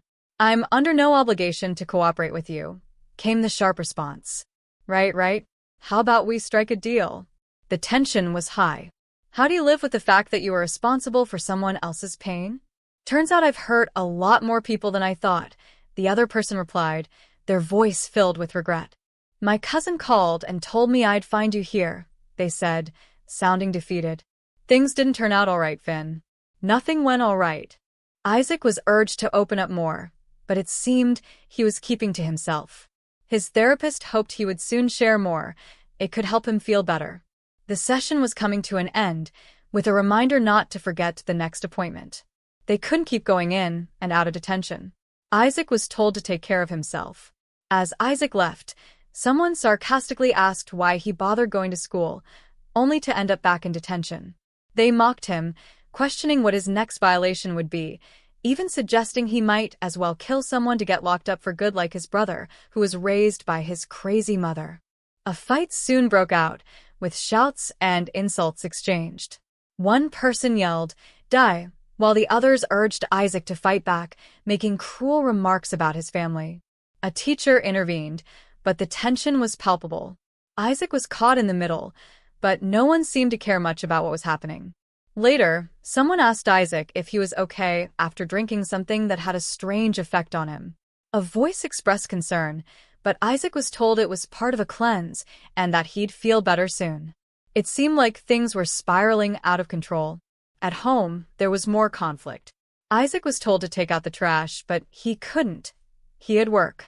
He was chastised for talking back and threatened to be kicked out if he didn't follow orders.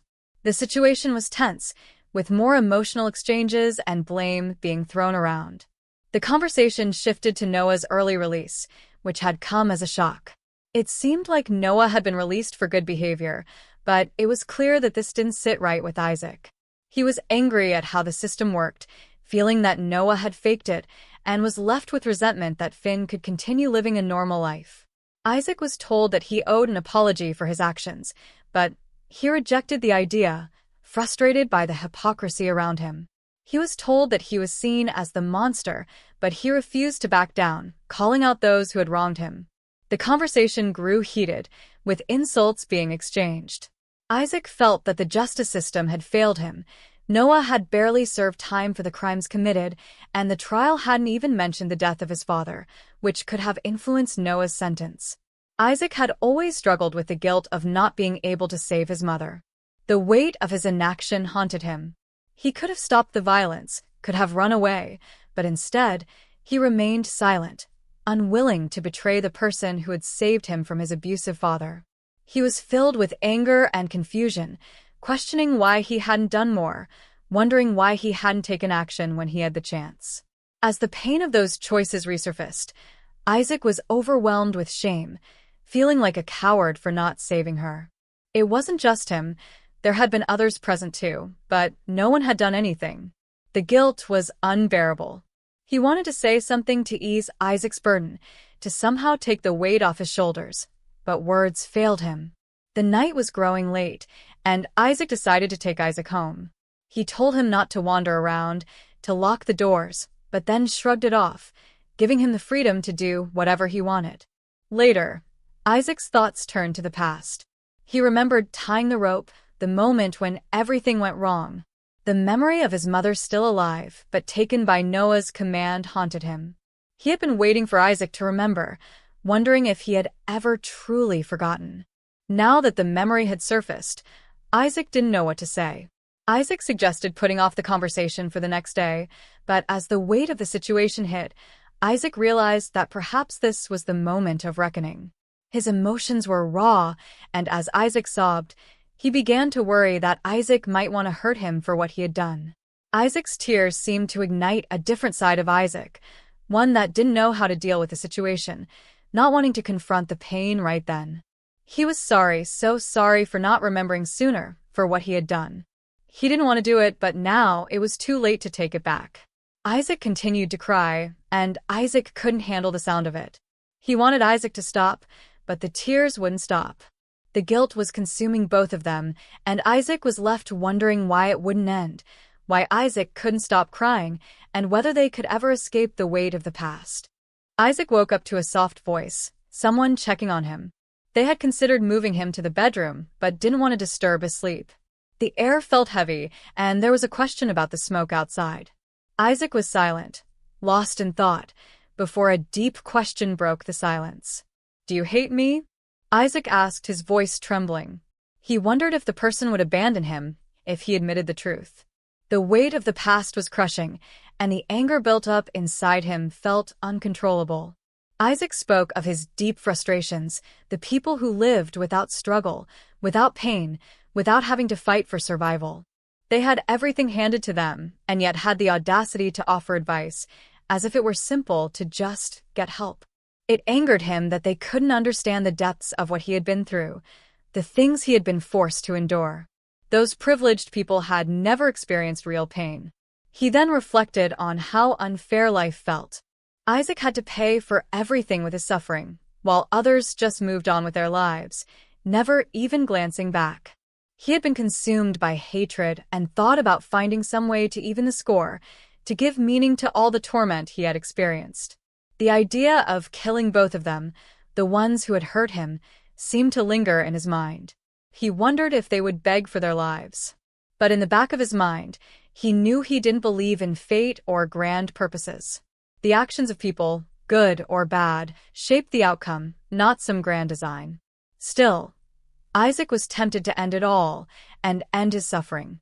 He expressed his hopelessness, saying that if he had to die, he wouldn't mind if the person standing in front of him was the one to end it. The thought of facing life's consequences was too much to bear. He questioned whether they could help him, or if this was all just an escape from the reality of what he had done. But the other person pleaded with Isaac to let go of the past, to realize that none of it was his fault. The words felt like a lifeline, but Isaac couldn't let go. He had lived for so long with hatred, focused on getting revenge, that he didn't know who he would be without it. He confessed that if he removed the ones who had wronged him, he didn't know what would be left. Without them, there was no purpose, no reason to keep going. Isaac needed the other person to stay, to help him find a way forward. The proposal to kill Noah, to end it all and run away together, seemed like a temporary solution to the ache inside. But there was another offer, a deal to join forces in solving the case. The other person would provide information on Noah, whether he turned out to be the mastermind or not. Isaac didn't believe it would be enough, and the idea of trusting someone else seemed impossible. But the promise of information and the opportunity to finally see Noah face justice made him hesitate. The other person swore that if Noah was behind everything, they would make sure he would never hurt anyone again. The weight of the choice hung in the air as Isaac stood at a crossroads between revenge and the possibility of something better.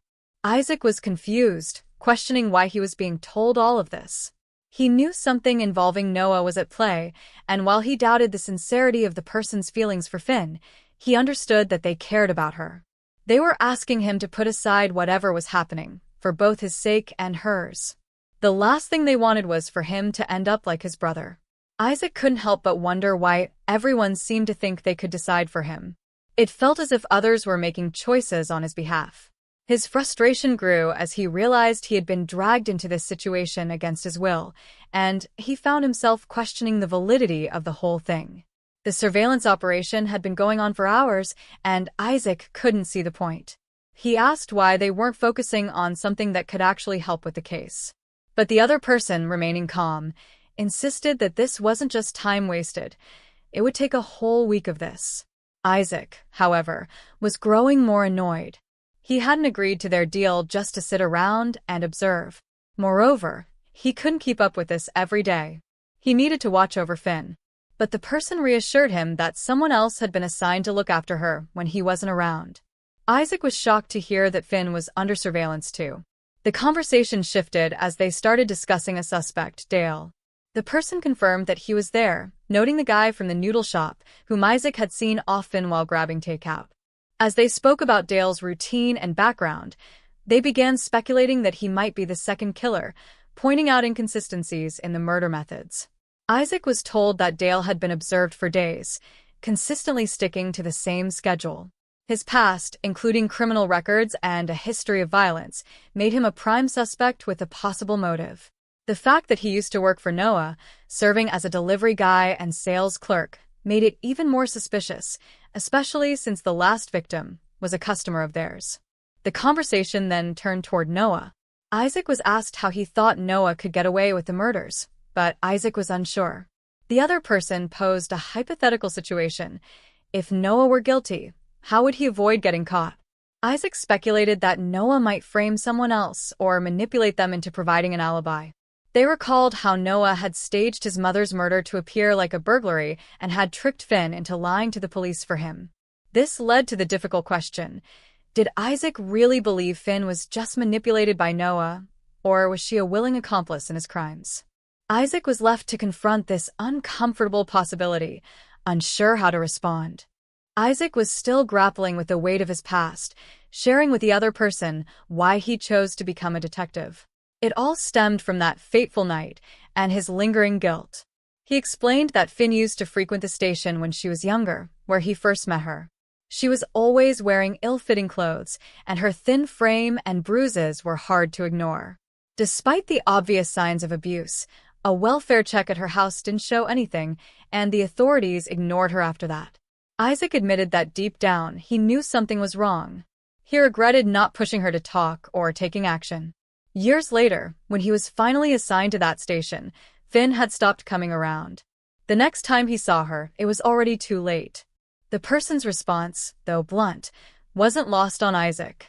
It did, in a way, sound like he was partly to blame. They shared a brief moment of agreement, with Isaac's bitterness rising as they continued discussing the past. He pointed out the failures of the police, particularly how detectives convinced Finn not to speak about her father's murder to avoid exposing their own incompetence.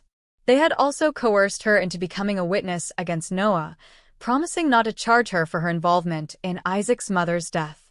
But, despite the offer, she had agreed to testify for reasons of her own, not realizing how it would affect the future.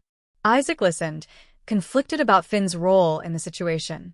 He acknowledged that she had acted with good intentions, giving honest answers based on what she knew, but the twisted outcome was beyond her control. The conversation then shifted to a deeper understanding of how things could get distorted in court, but Isaac's frustration was clear. He didn't know what more he could say. Finn was just a kid at the time. They all were. The other person pressed on, trying to reach some understanding. Isaac admitted that Finn had been getting better, starting to recover from the grief of losing her second husband, only to have her life taken from her so suddenly. The pain of watching it unfold in front of him was still fresh, and Isaac's bitterness was palpable as he questioned the other person's assumption that he was conflicted. Finally, Isaac ended the conversation, stating that they were done for the day. He asked to be dropped off, preferring to walk the rest of the way. Before parting ways, the person revealed that they had asked a friend to help with Isaac's background check and that the friend had vouched for him, even mentioning that Eva had said Isaac was a good person at heart, though he had a history of violence. Isaac wasn't sure how to react to this revelation, still caught in the complexities of his own feelings and the painful past that continued to haunt him. Isaac had always admired the person he was talking about, especially in school. He was the one who stood up to the bullies, someone who stepped in when nobody else did. As Isaac realized who the person truly was, he thought he could be the one to help him, but he acknowledged that blackmailing him had been a step too far. He then shifted the conversation, asking if the other person had checked their email, as he had sent over the files. Though the records didn't look great, he pleaded with them not to judge the person based solely on that. Isaac insisted that there was more to the story, explaining that the person had saved his life once, which is why he had helped him find Finn. He was confident the person's intentions were good and asked that they not stand in the way of their love. The other person, however, wasn't so easily swayed. They had been going through Isaac's records and, unsurprisingly, they painted a picture of him being a troublemaker. He had been in and out of detention and even spent a few nights in jail for minor offenses, one of which included an incident where he had beaten up a guy, the son of the old lady he had called Grandma. Isaac had claimed it was because the guy had been disrespecting his mother, and it seemed like Isaac had a vigilante streak. The person then tried to steer Isaac in a different direction, warning him not to throw his life away over Noah and not to end up like him. They genuinely believed Isaac could do better if he moved on and focused on something more positive. Isaac, however, dismissed this, making it clear he wasn't asking for redemption or sympathy for his mother's death. He wasn't interested in being part of anyone's redemption project. The other person, however, couldn't hold back, pointing out how blunt Isaac was. They confessed that, honestly, they didn't know why they were doing this either. But what mattered was that the person Isaac cared about had chosen him then, and was choosing him again now. They trusted that she was better at reading people than they were, and reminded Isaac that he wasn't meant to destroy. He was meant to protect the ones he cared about. With that, the other person left Isaac with a final reminder: don't lose sight of that. Isaac was left standing there, absorbing the weight of the words. He finally admitted, "Yeah, I'm home." It seemed like Marco was going to be driving Isaac home for a while, which didn't sit well with him. Isaac couldn't believe that Scott had actually gotten him involved in the investigation. He suspected it was just an excuse to make sure he behaved. Isaac asked if they had a suspect in the serial killings, but the other person responded that they hadn't spoken to Scott properly yet. It was still awkward between them. However, there were 2 suspects, suggesting there could be 2 killers. Isaac then asked if one of the suspects might be a florist, prompting the other person to confirm they were referring to Dale, someone Isaac had met at the noodle shop. He had introduced himself, but hadn't mentioned it to Isaac yet, since he wanted to confirm something. Isaac suspected that Dale might be Noah, but he wasn't entirely sure. It was mostly just a gut feeling. The fact that Scott had pulled Isaac into the investigation seemed to confirm it, though. The other person agreed that Isaac's suspicions were probably right, noting that Scott was already checking if they were the same person. They saw how hanging around with Dale might work in their favor, but if it was confirmed that Dale and Noah were the same person, they needed to act fast before the police did. Proving they were the same person was one thing, but proving that Dale was the killer was another issue. The person mentioned that, as far as they knew, there wasn't solid evidence to link him to the murders yet, so Isaac didn't need to worry too much for now. Isaac chuckled, almost feeling surreal about the situation. It was wild to think they were casually planning to kill someone. He sarcastically remarked about how it seemed like Noah had really messed with their heads, and the other person agreed, noticing how Isaac was talking about it so enthusiastically, almost as if he wasn't fazed by it at all. They even joked about how their talks with Noah, when they were planning the murders, were probably similar. Isaac admitted he didn't remember much about the planning. He even wondered aloud if he had given Noah the idea to begin with, but the other person dismissed the thought, saying it didn't matter now. What mattered was committing fully to the plan if Isaac really wanted to make things right. The conversation then shifted to the idea of Isaac descending into madness, and he reflected on how, in the case of Noah, the first kill was what triggered his thirst for more. Isaac had unknowingly given him that opportunity, and it was that first murder that set everything in motion. The person reminded Isaac that he needed to be absolutely sure about what they were planning. Hesitating could cause everything to fall apart. If Isaac let himself kill Noah, there was one thing the person wanted to know: would Isaac end up going down the same path? The conversation shifted to the subject of Noah, and the person asked Isaac what exactly Noah had been to him. Isaac quietly admitted, "He was my hero." The conversation continued, with the other person asking if Noah was going to be the one taking Isaac home now. Isaac was reluctant, explaining that it was only for a little while, and it would depend on when Scott said so. The other person couldn't believe Isaac knew a detective and was friends with cops, joking that he was like a main character in a drama, almost like a VIP. However, Isaac's situation didn't seem normal, and the person grew concerned, asking if everything was all right. They wondered if Isaac was in danger now that someone else was watching over him. Isaac reassured them, saying that he wasn't in danger, though guys could sometimes get overly protective. They shifted topics, and the other person suggested they go eat at the noodle shop they had passed by before, saying it was one of the best places they'd been to. Isaac confirmed he'd been back a couple of times, mentioning how many items on the menu he still wanted to try. However, he advised against going there alone, hinting that something felt off about the place. When asked why, Isaac hesitated, then confessed he thought the girl who worked there might be a psychopath. The other person laughed it off, saying some things never changed. Isaac tried to convince them he was serious, but the other person playfully dismissed it. As they prepared to leave, the other person mentioned they had something left in their locker. A bit later, a voice interrupted, asking if they were Finn's manager, seeking to know when Finn's shift ended. The person revealed Finn had left a while ago, and the questioner admitted they were upset, realizing Finn had ditched them. They were worried Scott would be angry. In a more personal moment, the questioner asked, "You were the one from the noodle shop last time, right?" The tone shifted again when the person mentioned Finn had been their hero. Then, with a softer voice, they asked, "How about me? What am I to you, Finn?" Finn hesitated and responded, "You are someone I want to protect." The moment felt intense, but the light-hearted atmosphere returned when the other person jokingly dismissed any thoughts of Finn cheating on Isaac. The person expressed regret, saying they didn't expect the situation to unfold like this. They mentioned they'd drive around to find her if she didn't go straight home, but quickly reassured the other person that they already knew where she was. The other person suggested heading to Cole's place instead. The conversation then turned to an intense exchange, where one person grew frustrated, accusing the other of making things worse and acting like it was some kind of soap opera. They expressed their anger, revealing that they'd once had ideas for how to handle the situation, implying that if they'd gone through with it and killed Noah, she would have been the one to take the fall. They found it disturbing how easily people like her were manipulated.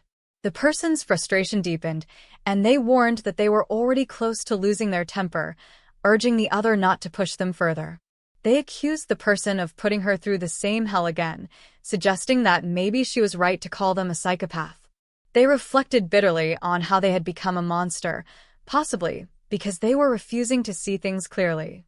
There was a painful realization that they were consumed with hatred for Noah, wishing that he would suffer, even though deep down, they knew that was not a healthy thought. The fear of being hurt again loomed large, and they trembled, worried for her safety, knowing she was going through the same torment as before. They begged for help, urgently requesting that the other person hurry and save her, acknowledging their guilt for getting her involved in the first place.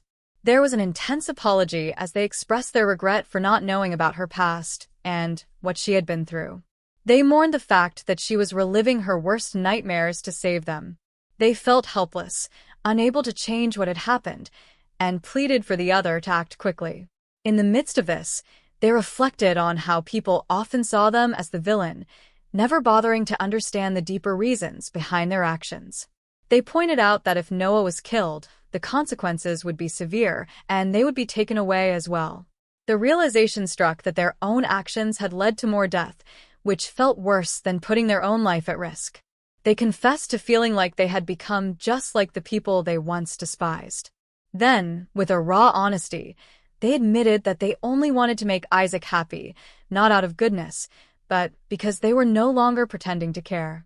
They acknowledged that everything they did, the messed-up reactions, were just the fallout from Noah destroying their life. They had stopped pretending to be a good person, doing whatever they wanted without concern for the consequences. The conversation shifted, with one person clarifying that they didn't mean to imply anything too serious. The other brushed it off, noting that it didn't matter anymore. They observed that Finn was following through with something, and it seemed like that meant a victory for them. They reflected on how Finn might believe she despises Noah, but deep down, there was an attachment to him that she probably didn't even fully understand herself. After all, Noah had saved her from her father.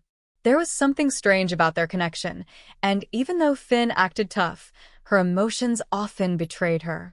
They speculated about how Finn would handle things when she faced Noah again, unsure of what her real intentions were. But there was a sense that whatever she did, it would be for the sake of the people she cared about. Despite what she believed to be her responsibility, the truth was that Finn was the one who needed saving. The conversation then turned to the next steps. One person reminded the other not to forget their end of the deal. The plan was for Finn to be taken away from the current situation, moved to a new place far from the chaos, until everything was resolved. They vowed to help catch Noah, but the promise was conditional on Noah being locked away for good. Afterward, they would stay out of Finn's life and not interfere with anyone anymore. Curiosity arose about what had changed the other person's mind. Was this the moment of forgiveness, the turning point where they'd finally do the right thing?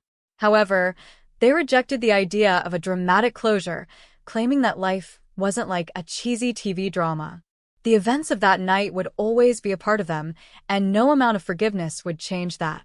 They accepted that moving on wasn't truly possible, and no matter how hard they tried, they would never live like everyone else. Finn understood this, probably better than anyone. Still, they wished to see her try and prove them wrong. With a final remark, they wished good luck with the move.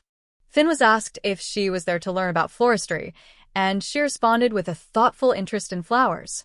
The conversation drifted into the language of flowers, where each bloom symbolized something unique. White lilies for purity and innocence, daffodils for rebirth and new beginnings, and the classic red rose for love and passion. The person speaking apologized for rambling, but Finn assured them it wasn't weird at all. In fact, it was one of the reasons she had come, to listen to others talk about their passions. She added playfully that if they didn't have a reason for being there, she might think they just wanted an excuse to see her. As the conversation continued, Finn mentioned that she was reminded of someone who shared the same interest in flowers. Curious, she asked why there was no tulip display. The other person revealed they grew most of their flowers in a greenhouse and invited Finn to visit sometime. She was surprised but intrigued by their passion for something so delicate and fragile. It felt unusual, considering what she knew about them. The conversation turned to a more personal reflection about Noah. Despite his dark nature, there was something about his unexpected fascination with flowers that made him even more intriguing.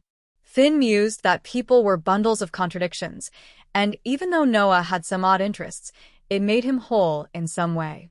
She acknowledged that, for a time, talking about the things Noah loved made her feel like she mattered, something she had never felt with her father. The subject shifted when the other person teasingly asked about Finn's boyfriend. She was taken aback, and he admitted he had just assumed. Finn was somewhat defensive about her personal life, saying she didn't really enjoy talking about it. She changed the topic, revealing she was more into darker subjects, particularly murder. Not because of the thrill it gave someone, but because of the reasons behind it, what drove a person to take such an extreme step. She wondered whether the reasons even mattered in the end, or if it was just a justification for the act itself. The other person seemed to understand, and Finn was taken aback by their response. They agreed with her, saying it wasn't just the act itself but what it represented, the layers, and the purpose behind it. There was something beautiful in that darkness. And as they spoke, Finn felt that this connection, their shared understanding, was something rare. They didn't think she was crazy for seeing things the way others couldn't. In that moment, they both seemed to understand each other in a way that felt profound. Finn was being told that she was honest, more so than anyone else would dare to be. The person speaking understood the constant questions in her mind, the ones that wouldn't leave her alone.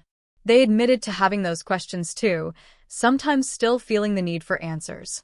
They confessed they had tried to find the answers, once or twice, and in the process, lost track of time because it was thrilling and consuming. It wasn't just about what was shown to them. It was about the experience itself. What they saw was everything they couldn't stop wanting to see. People like them could see the world for what it really was, and in that moment, they made Finn feel special. They told her that they were the same, but she firmly disagreed, insisting they were not the same and to stop. The other person acknowledged getting carried away, claiming they were just messing with her. They confessed that they had been drawn to the way Finn's eyes lit up while she was talking and had wondered how much brighter that could get. Apologizing for making her uncomfortable, they noted that they would have liked to satisfy her curiosity, but weren't a murderer. Instead, they understood the need for a true connection, to talk about something passionate without holding back. They shared a memory of someone who had once supported their love for floristry and who believed in them. Without that support, they implied they might not even have the job they had now. Finn couldn't help but wonder if they were implying that they wouldn't have committed a crime if no one had encouraged them. Trying to keep things light, the person invited Finn to talk anytime, offering to show her their greenhouse. They joked that while they couldn't promise to encourage anything like murder, They would share their passion for flowers. Finn replied, saying it sounded like a fun date, expressing interest in seeing the tulips the person was growing. Just then, someone else appeared, asking if they were the one from before. The newcomer mentioned a lost cat and that they were there to pick up their girlfriend.